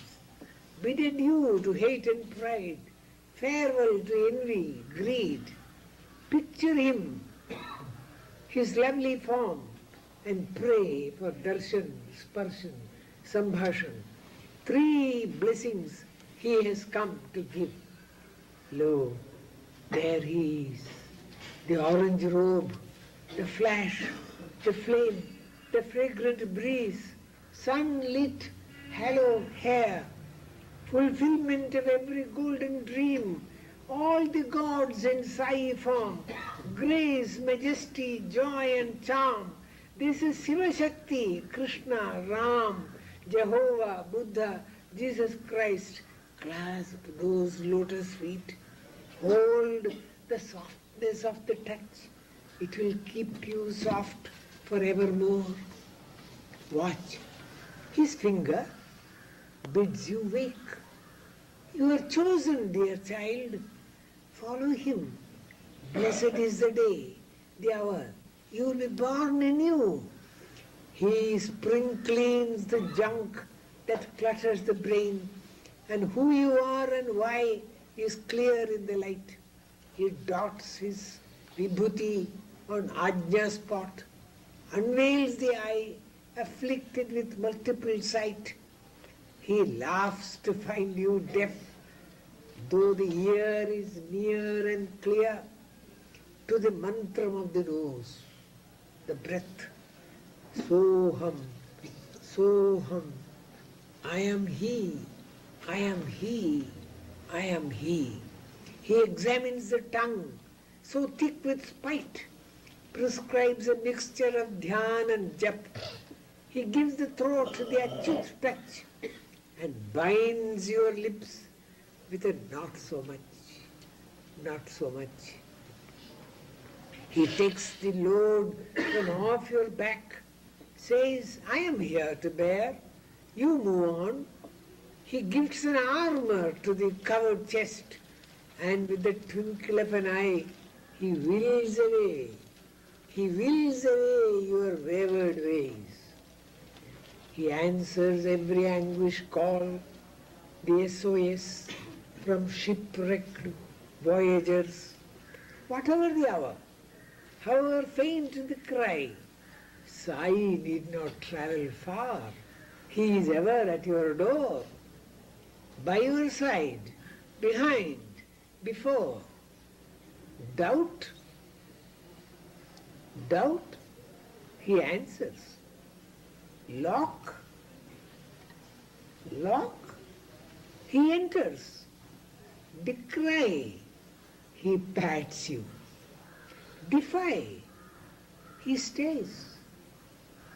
Defy? He stays. He knows all we have been and are, and what we yet shall be. In infinite grace he makes us aware of the melody vibrant in the stone, of the cross that bleeds in every blade. He showers the holy ash, his signs and wonders in all his million homes. This is my calling card, he says. I am yours. I am yours. I am yours, he says. His hands and feet, his eye and voice, they girdle the cosmic sphere. Then why need we hurry and scurry from east to west and west to east, over hill and dale and sea and sand, in search of the lotus feet? They are here, within reach of every longing hand. Did he not sing the first ever song? Manasa bhajare Guru Charana. Worship the Guru's feet in the mind. Let us install him in the innermost shrine and pray. Let us pray. Sai, my Lord, grant me the vision of thy kingdom within me. Assign me the work that is worship for thee. Lead me to those who heed thy word and pine for thee. Reveal thy charm wherever I cast my eye. And Swami, fulfill this one desire. Let me, Swami, let this thy little self merge in thee, merge in thee. Jai Sai Ram.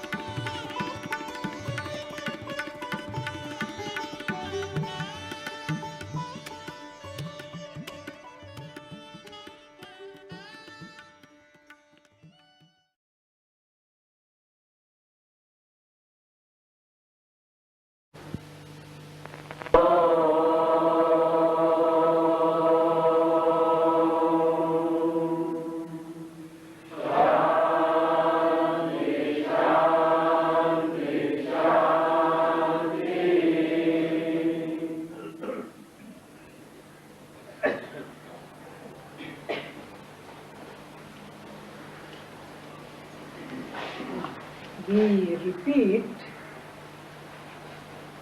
this Shanti 3 times.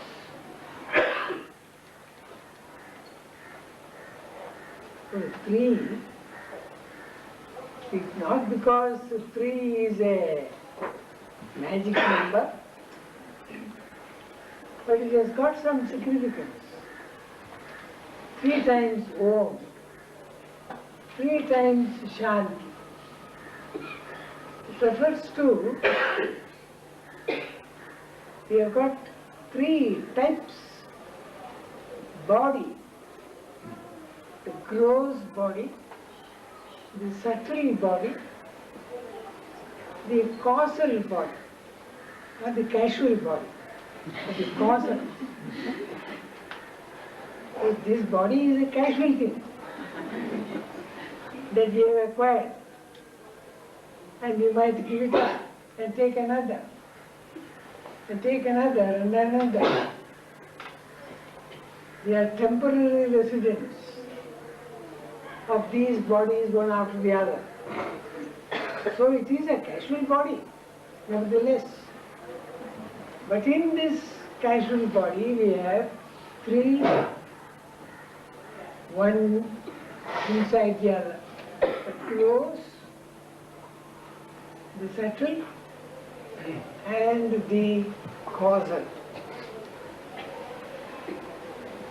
The body is supposed to be composed by 5 sheaths. The soul or the Atma is covered up by, as an onion, by, you can peel them off one by one. You have to, in order to reach the Atma. You have got the physical, the flesh and bone, and then the vital airs, then the mind, then the intellect, and then the bliss aspect, pure bliss, and the presiding deity in all these 5, that which circulates and prompts and moves, all these 5 is the Atma. These 5 sheets include the Atma. And these 5 sheets, the gross is the physical, the subtle is the vital and the mental, and the causal is the Atma inside, with the bliss aspect.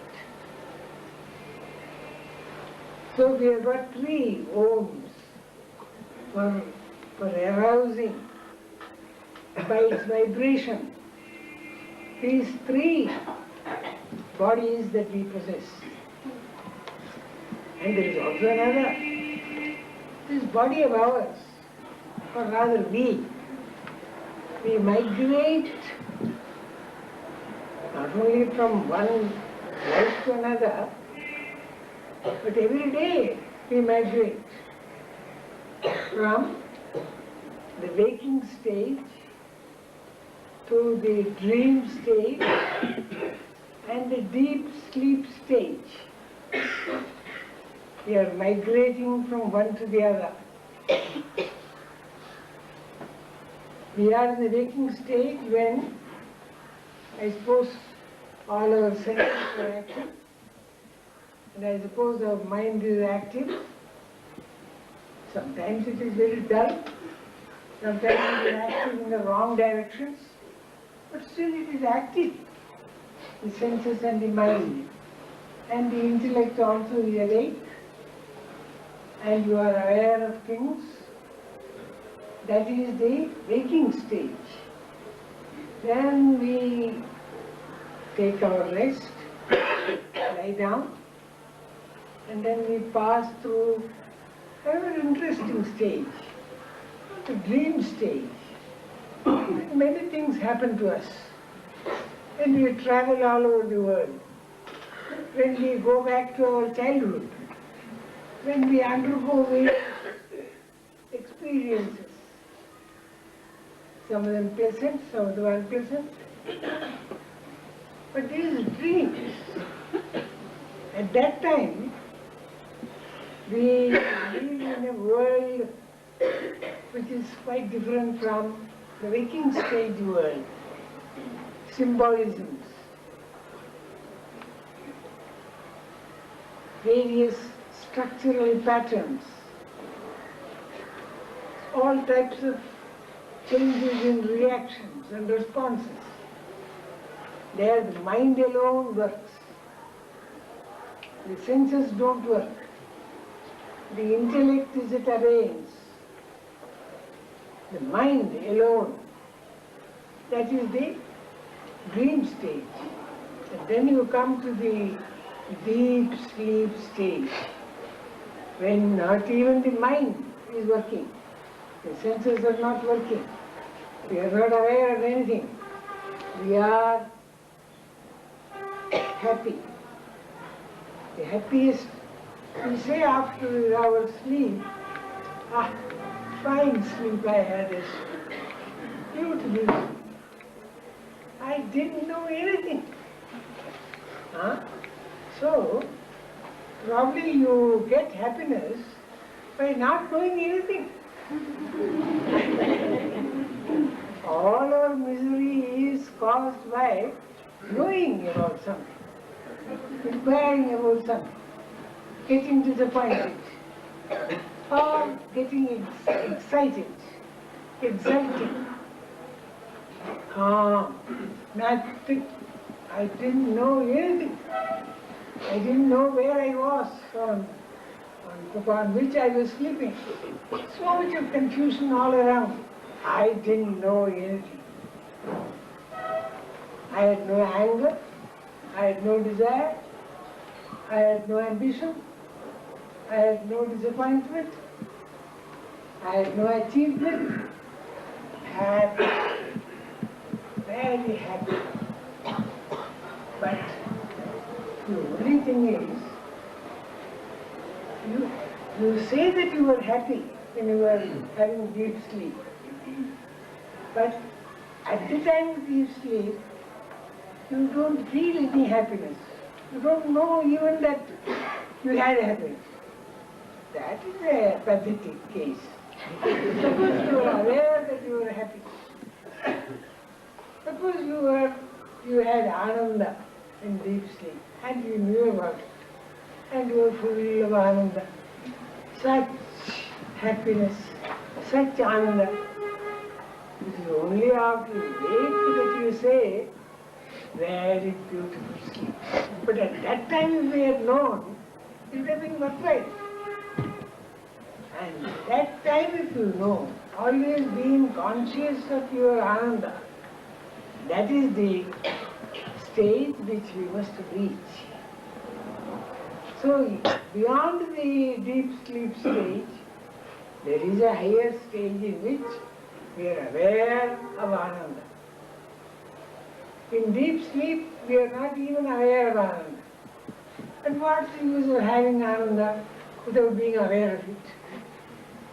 What's the use of having, say, £1 million in the bank but not being able to use it? You are not aware of it. You must be aware of the ananda. Then all the life is worthwhile. And all the spiritual exercises are to make you aware of the ananda that you really are.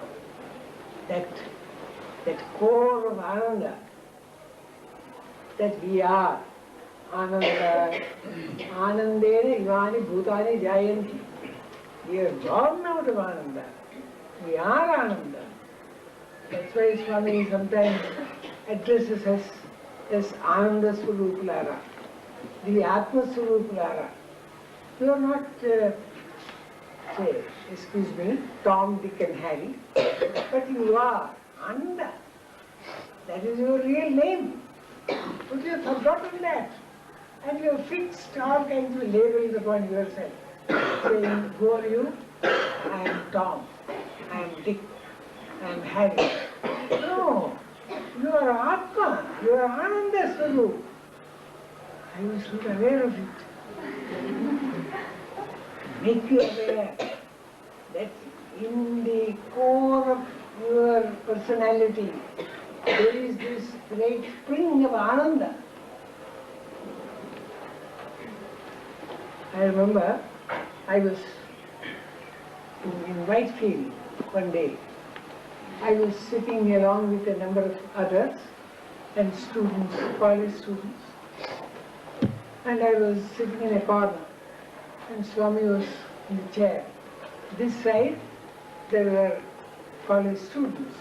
And this side those who were not admitted into the college, that is, we all of us. So those who had got admission into Swami's college and those who had liked to get into Swami's college. So I was sitting there and usually Swami will have some bhajan to those boys and then will ask somebody to talk. That day he caught hold of me and he said, Kasturi, you say something? And this way you press a button and then you say something. Because if Swami presses the button, you will say something. Right. And so I stood up there itself and wanted to, and started to speak. Then, of course, I am referring to this Vibhuti that I am having here. So, seeing me, there was not much of light in that corner. The tube lights were a little this side. So he said, hey, you come under this lamp, otherwise they will think that you are having a bandage.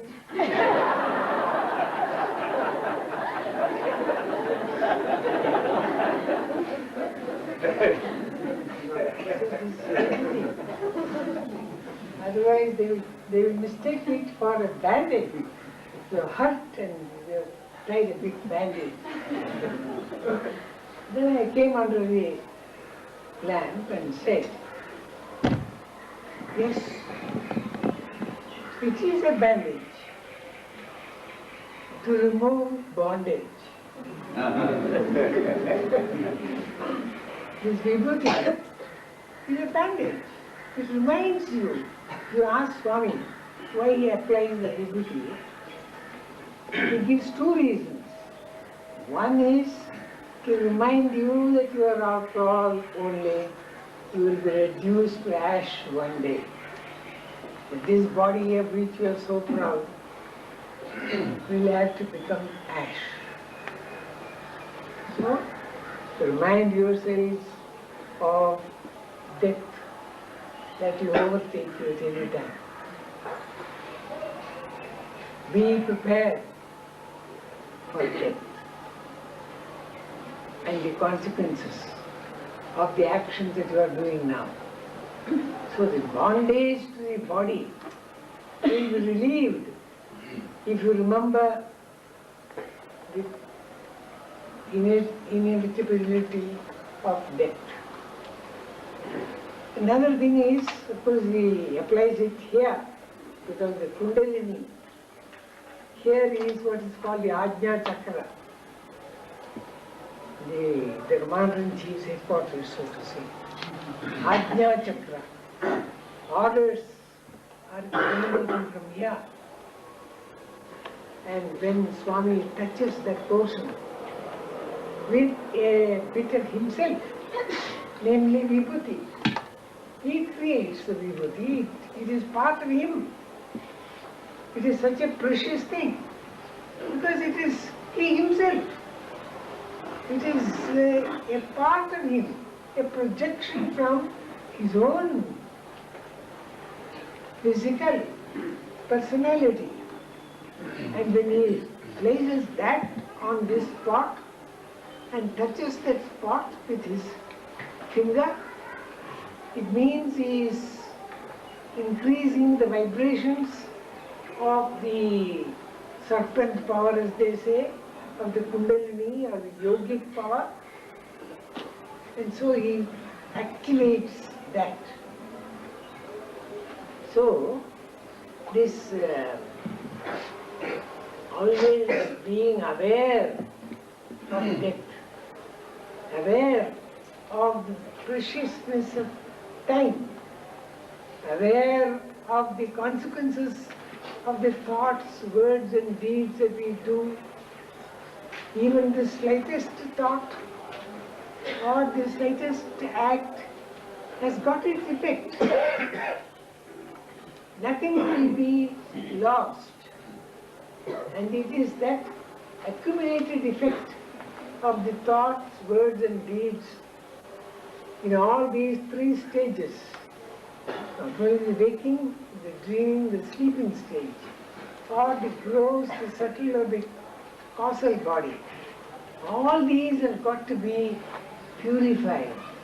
All these have got to be charged with spiritual power.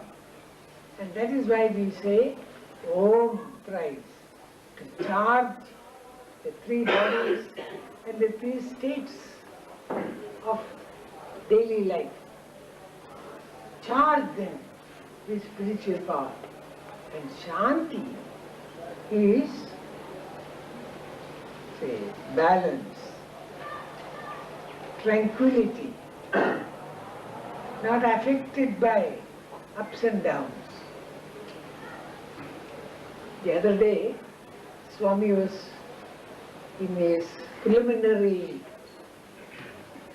song with which he starts his discourse. He surprised everyone by revealing one aspect of his personality.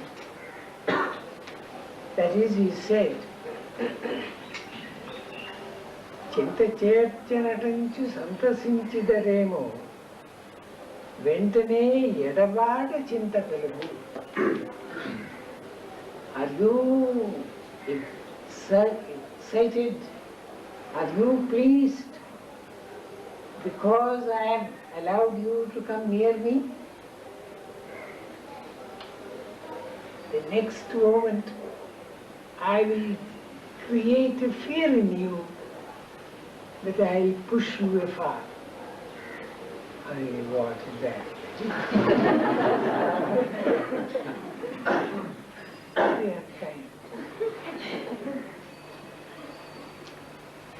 Don't be too happy that I am allowing you near me, that I am allowing you to imagine that you are close to him, that you have been his pet, his favorite, that he loves you more than anyone else, that he has allowed you to come near him.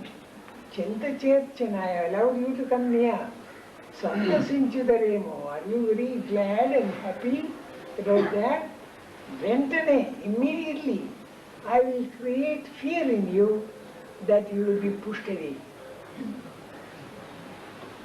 Then, పొగుడుతున్నాడని పొంగిపోయేదరేమో. I praise you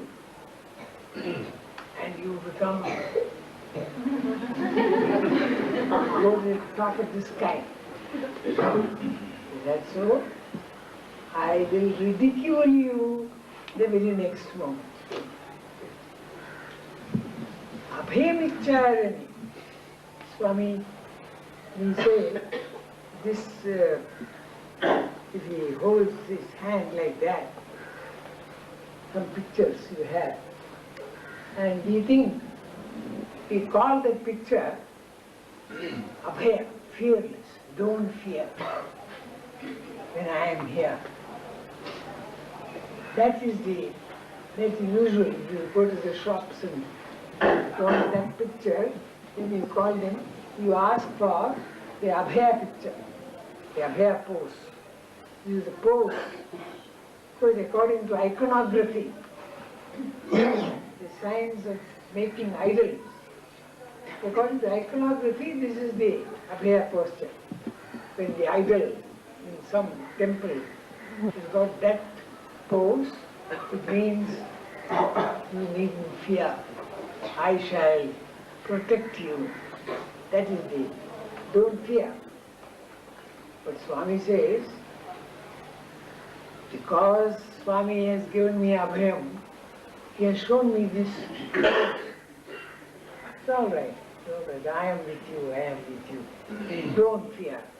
If he says, Abhayam Icharane Hai Gundarayam. So, all right. Oh, Swami will. He has said, don't fear.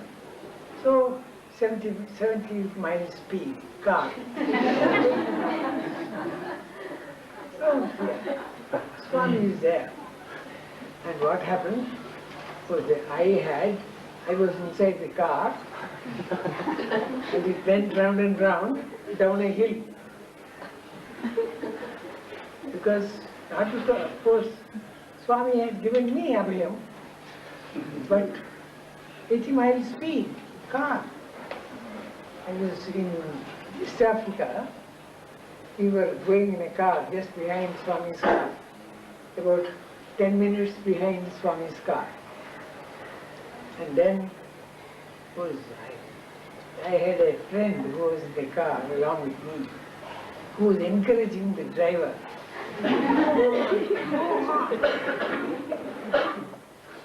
And when one truck was going this way, another truck was coming from that side, and there was just a little gap through which you could go. He would tell the driver, you can make it.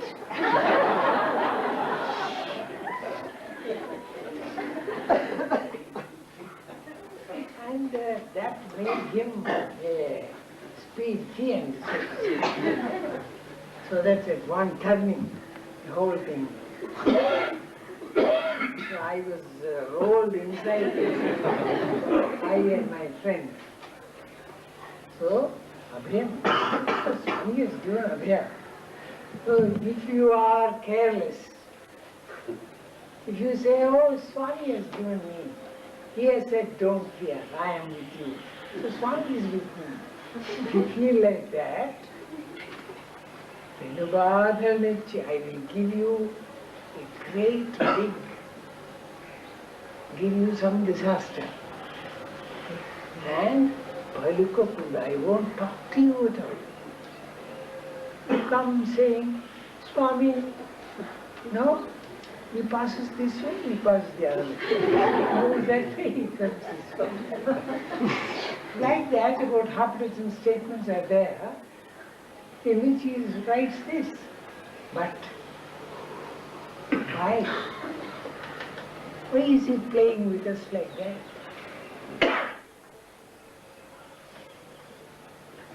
But he also says, do you think? Then you might say, oh, this Swami takes delight in giving us pain, takes delight in putting us into trouble. Do you think like that? Immediately, I'll make you laugh until your sides burst.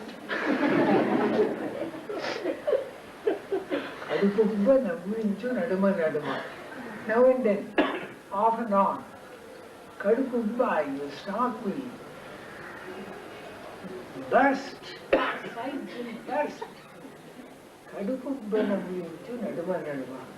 That is my character. Why does he take so much trouble with us, drawing us near, pushing us far? He could as well leave us alone.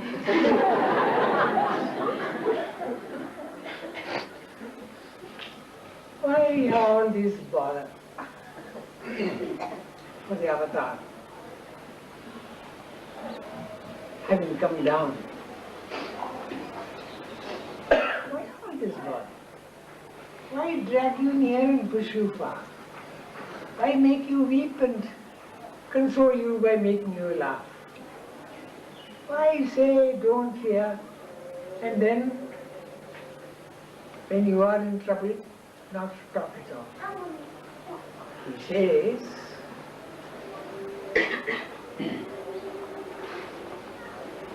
why? That also comes in that poem. Then he says, I am churning you.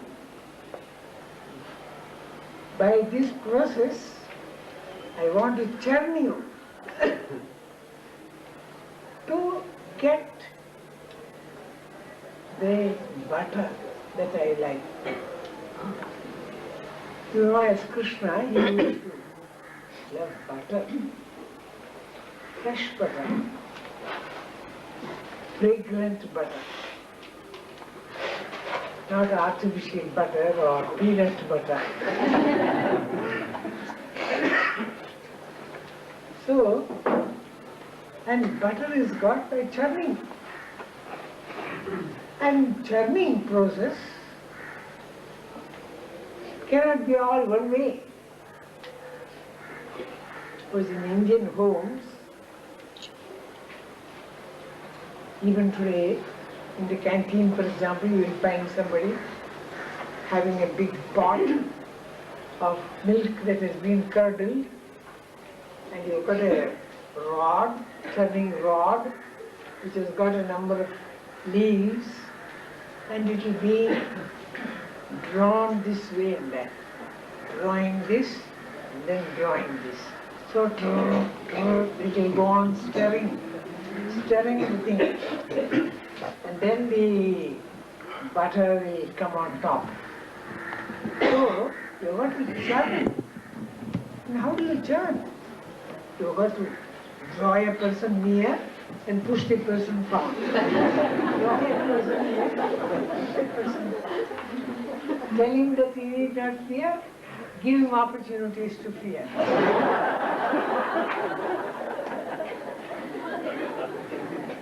Make him weep, make him laugh. That way you churn. Manasu Marulu Golpi, he says your mind, I will curdle your mind. You will get awfully confused. And that's what happens. Ought to happen. And Manasu Marulu Golpi, Mathana is churning. So I will churn your mind. This, that,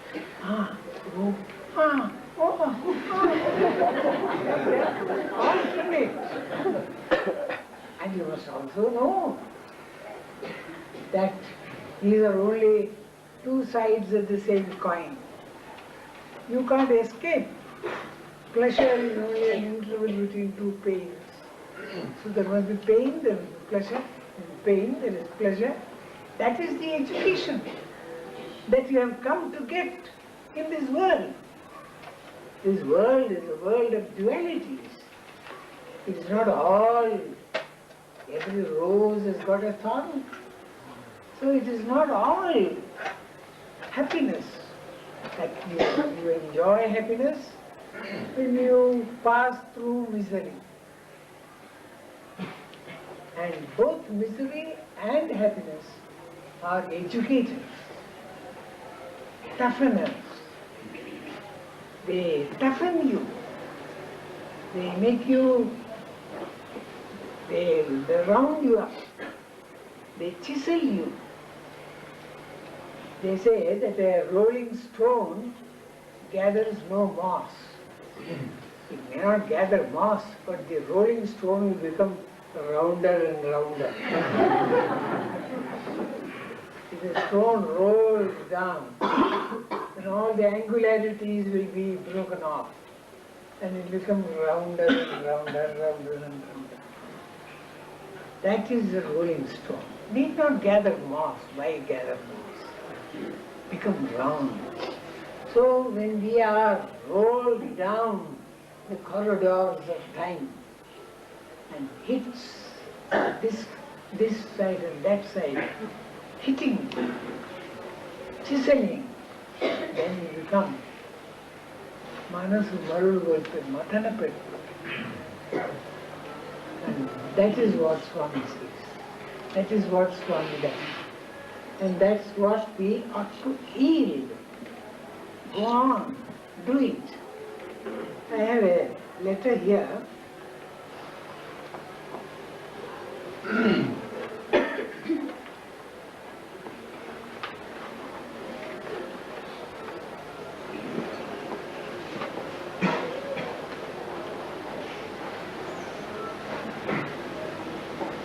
I came to India in February this year and had the pleasure of staying in Puttaparthi for a month.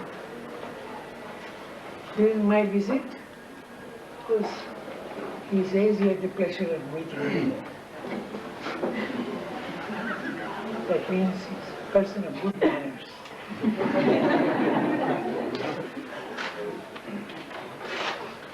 However, before I visited Puttaparthi, I was very doubtful about my visit, whether I can go to Puttaparthi or not. But Swami says, no one can come to Puttaparthi unless I call him. I make it possible for them to come. So, I was very doubtful about my visit. I was not sure if I was good enough to visit the place. Good enough to visit the place. Sometimes, if you are bad enough, you might be caught.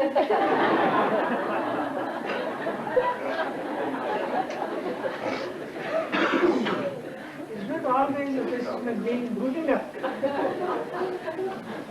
Because, you know, the avatar comes to punish the wicked and to reward the good. And Swami has said that this time it is not punishing the wicked, it is to remove the wickedness. There is no punishing.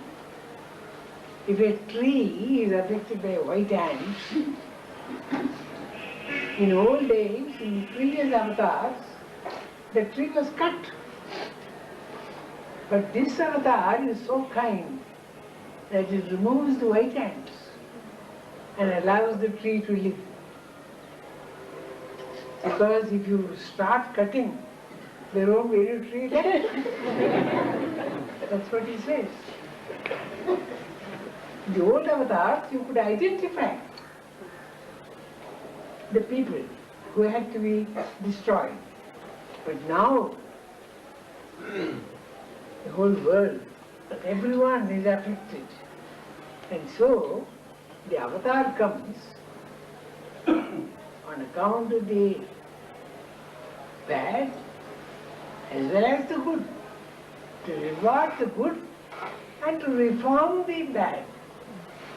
So, this idea that this person has, I don't know whether I was good enough. Swami doesn't care to find out whether a person is good enough to come or bad enough to come. He calls both. He calls all those who need him. Swami says, if you need me, you deserve me.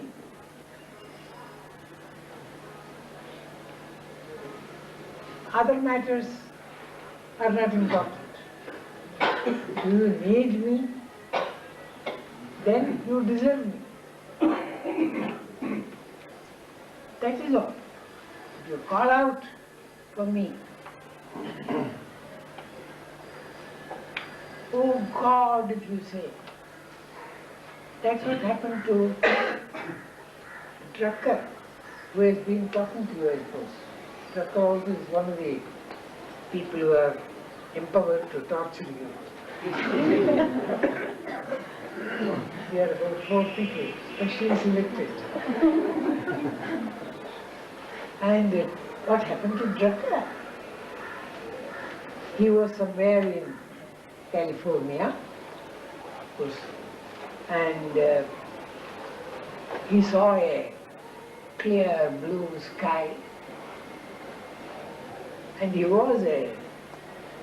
belonged to the naval aerial service, air service.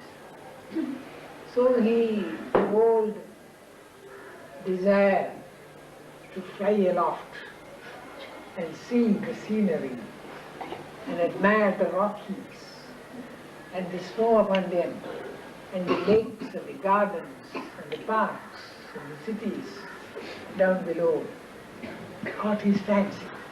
So he got a friend and they went to an airport and hired a taxi and flew up. So the man at the airport said, the weather doesn't seem to be very encouraging. But he said, oh, that doesn't matter. He didn't know about swans. And he was flying 45 minutes, acme of happiness. Then the clouds began to gather. It became dark, a storm, rain, snow. He says, he will say, if you ask him once again, that his plain little thing was tossed about as a paper boat upon the waves. And its radio communication system failed, and by rising up and coming down, it affected their blood pressure, and the man who was sitting behind, he called him, and there was no response. He didn't know what had happened to him. He couldn't communicate with people down below, and the petrol was available only for 10 minutes more, and he didn't know where to land. And then he said, oh God, he needed Swami. Swami must have heard the call. God! Hey, someone is calling me.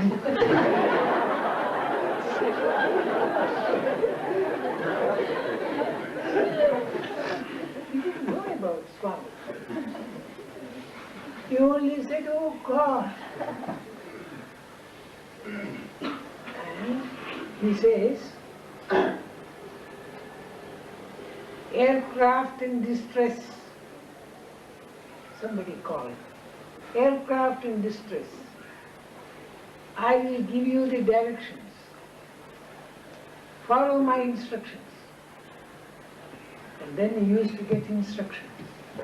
Right, left, slow, up, down, brake. And he came down on a patch of open space. Now he had got up in the morning, and then as soon as he landed, the petrol was over, and the man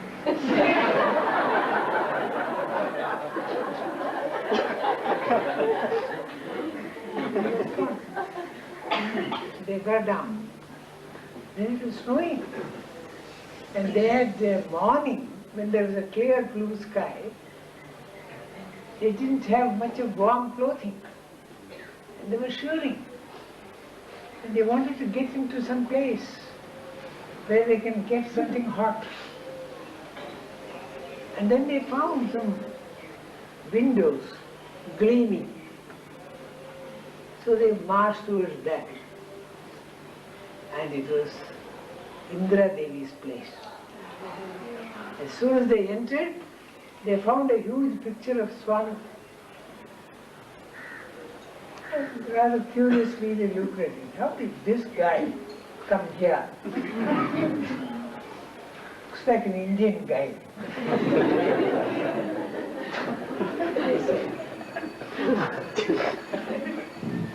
That was the entrance porch when they saw Swami.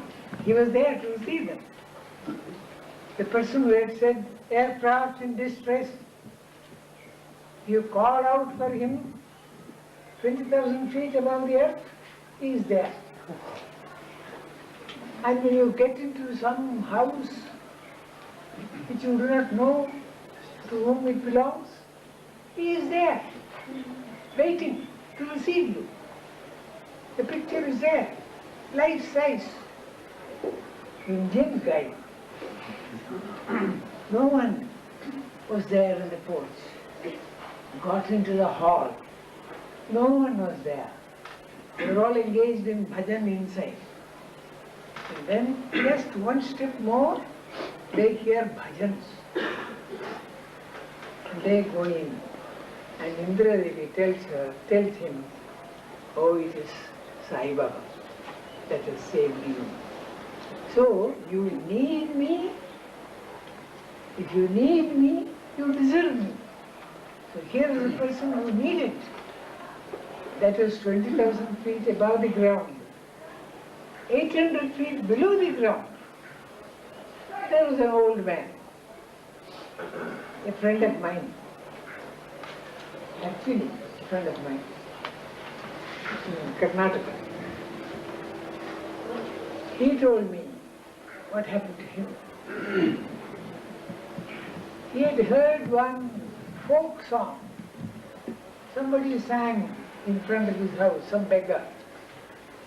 And he had got a folk song in Karnataka. Manavanagi hutted mele yene kandi. After having been born as man, what are the things that you have seen? Sayok munche nodve pomme joga undi. Even before you die, you must see at least once the jog falls. You've got a huge 800 feet drop waterfall in the Western Ghats. And this song was about that. And one fellow came before his door and sang, what have you seen having been born as man? Unless you see the joke falls, your life is a waste. And my friend got up and said, what is that? Where is that joke falls? And he gave him the address. And he said, I am alive, I am a man, so I must see joke falls. So he proceeded there. And 800 feet sheer drop. And you have got to go down the steps just to be right down below. And then you must watch the cascade falling. It's a beautiful thing. Of course, I have seen it, so that my life is worthwhile.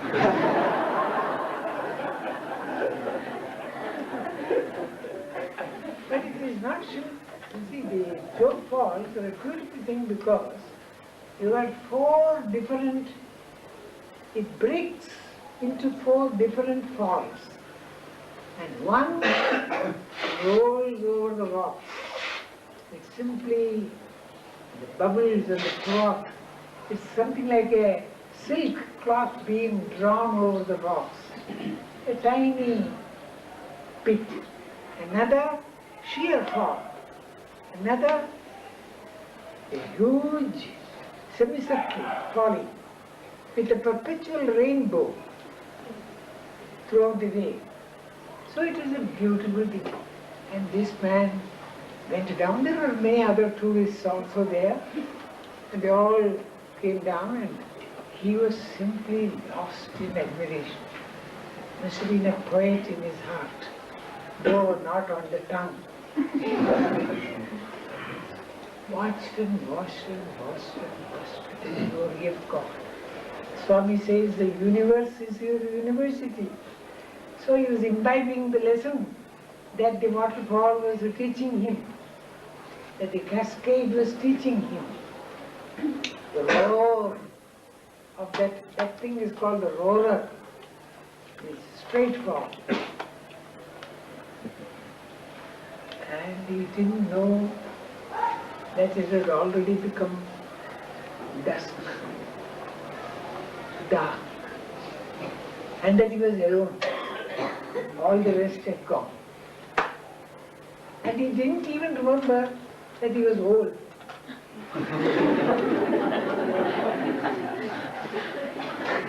He was 78, and his knees were telling him, "You are 78."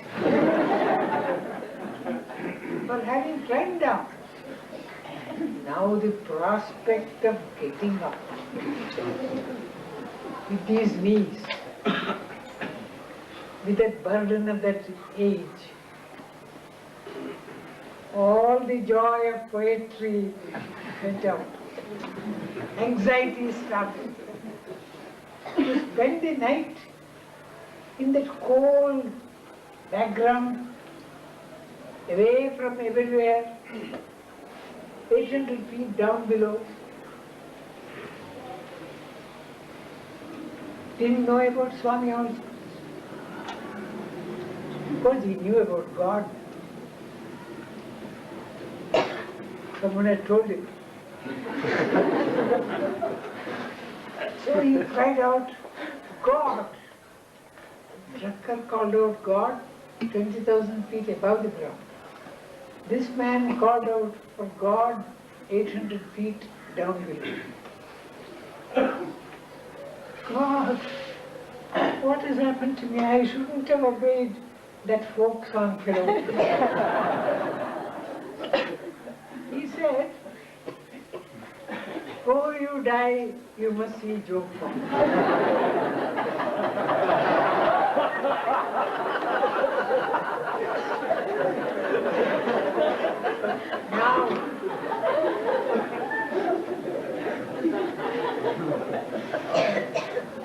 Now my coming is an invitation for that. Anyway, he cried out, "God." And what happened? He could see a little boy, about 10, 11, coming down the steps. They were not nicely cut steps, just on the earth. The ground was cut into irregular rough. And if you want to get down 800 feet, you got about 1,000 steps. They found a boy tripping down, shouting, "Tata! Tata! Tata!" Tata is the appellation with which my grandchildren call me. So it is grandfather. He had become the grandfather, suddenly, of a child, somewhere.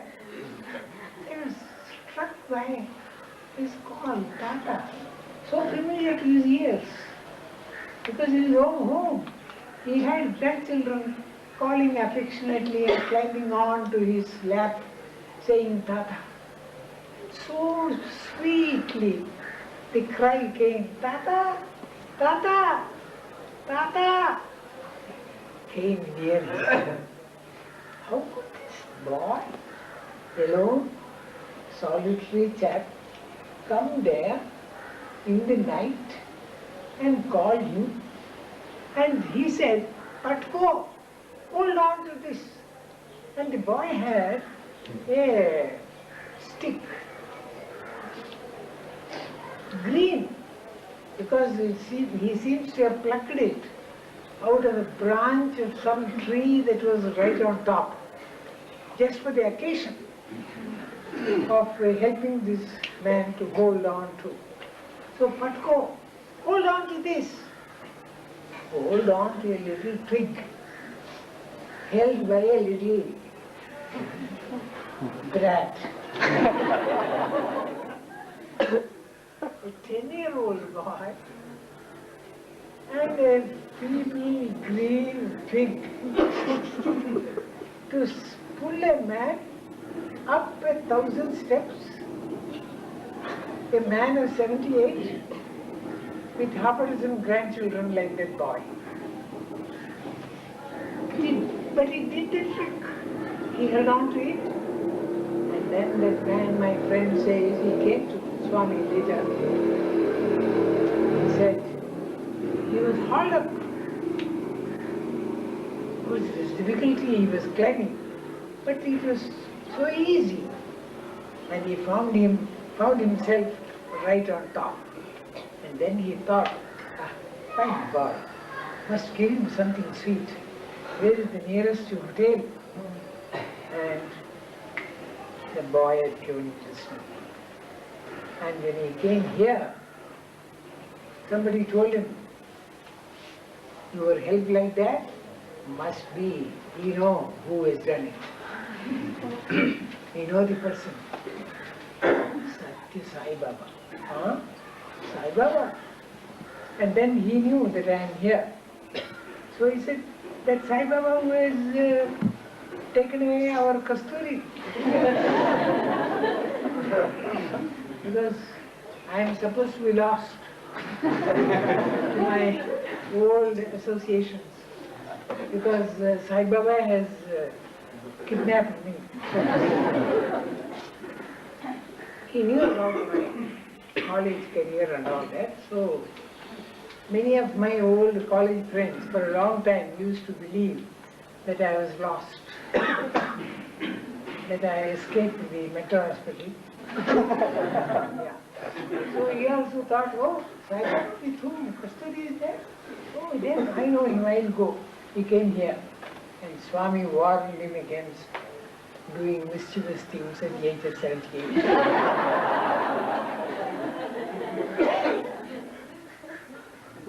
So, point is, Swami saying, if you need me, you deserve me. You need not be good enough as this person writes. That's how this question came. I was not sure if I was good enough to visit the place and meet Baba. Somehow my prayers were heard, and I was there with this group. During our stay in Puttaparthi, we had one interview.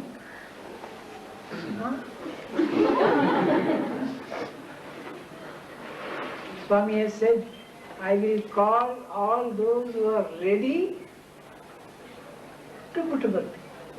And there are different levels of readiness. All those who are ready, I will call. But there are different levels of readiness. So this person was ready for an interview, not only for coming and sitting in the darshan line and moping there and hoping, but also for being called and given an interview. All right. And twice he materialized Vibhuti for me. I was on top of the world. Who wouldn't be? Who wouldn't be?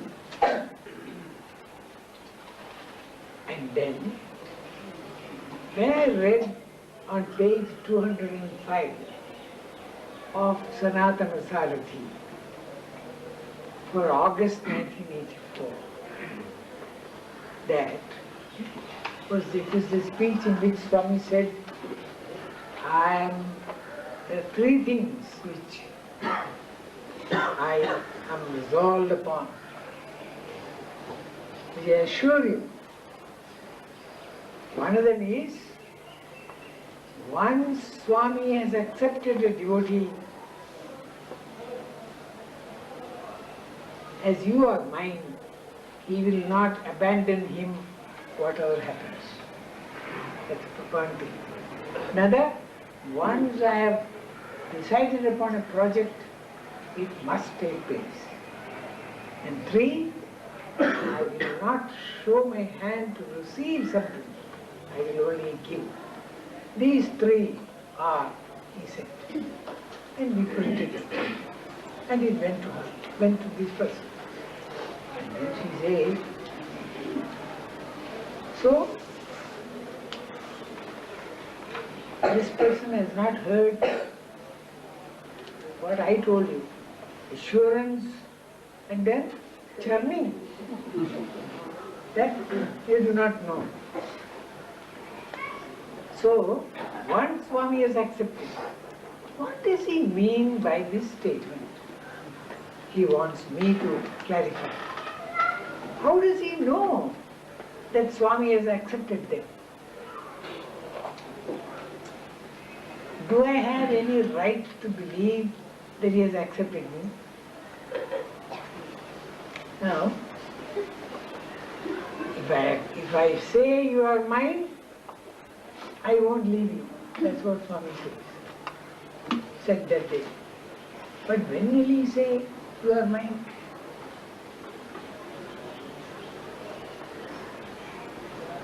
I can tell you another assurance of Swami.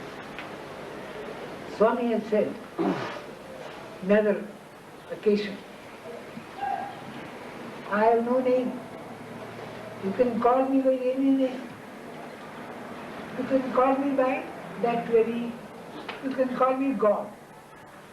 Though of course God is a very cheap word. My God, you see. My God. God. We use it so cheaply. God knows. You see, if you don't know, if you don't know anything, you excuse yourself by saying, God knows. As if he is a kind of dictionary which you God has got to be an ABC, God has got to find out things for you. For everything, God. A cheap name. You can call him God. Now Swami says, I have no particular name. Call me by any name. I will respond. And he also says, but what is he want to refer to Swami? There are some children who are brought here to be named by Swami. They are about 4 years, 5 years. They are waiting for Swami to name. But that doesn't mean that they have not got a name. You have got to use something. You have got to say the big one, or the first one, or the second one, or the fat one, or the dull one. Until Swami gives a name, you have to describe it, or the sick one, or the tall one, or the short one. You have got to call him tall one or short one. So how are you going to refer to Swami if you can't use the name? He has got all names. Swami has said, you can refer to me like this. Navad, mind, mind.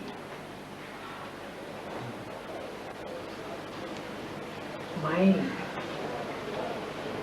Swami, mind. Then Swami will say, thine. If you say, I am yours, he will say, you are mine. So here, this person asks,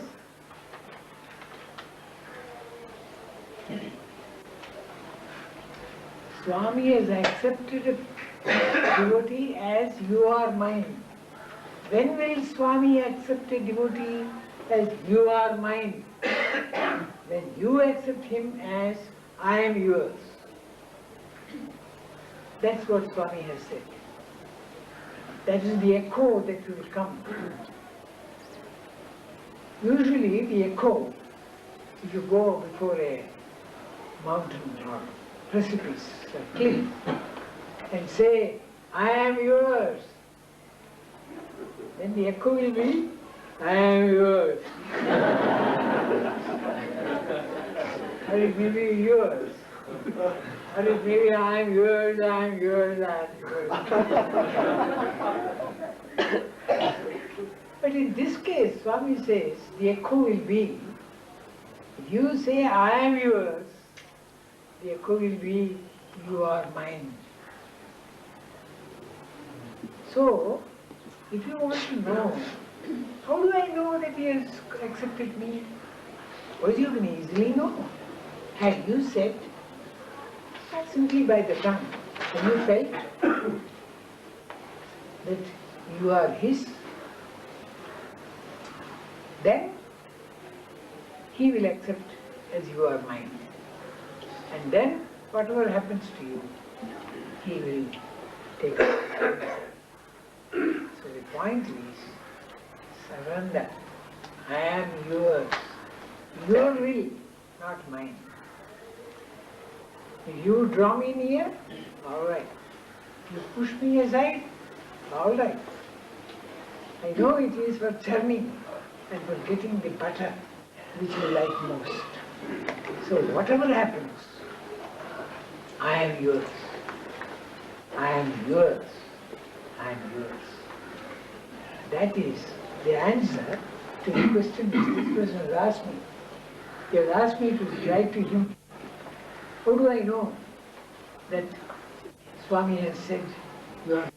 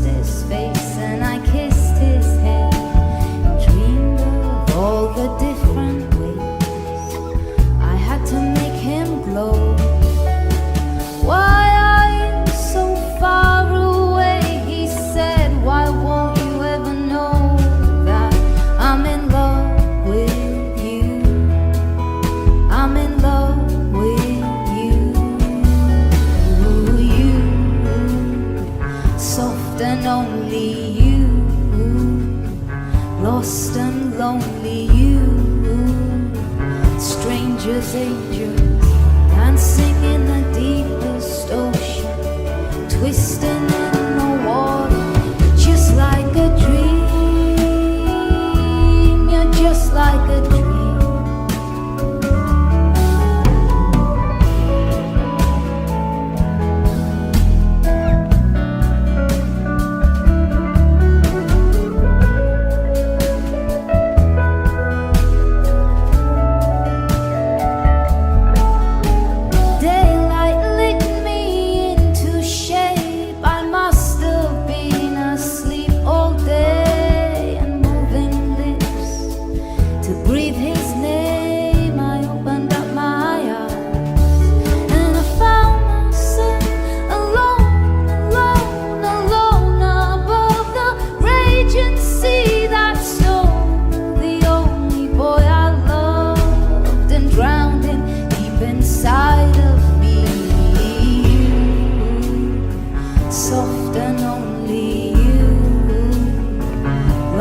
And lonely you, just like heaven.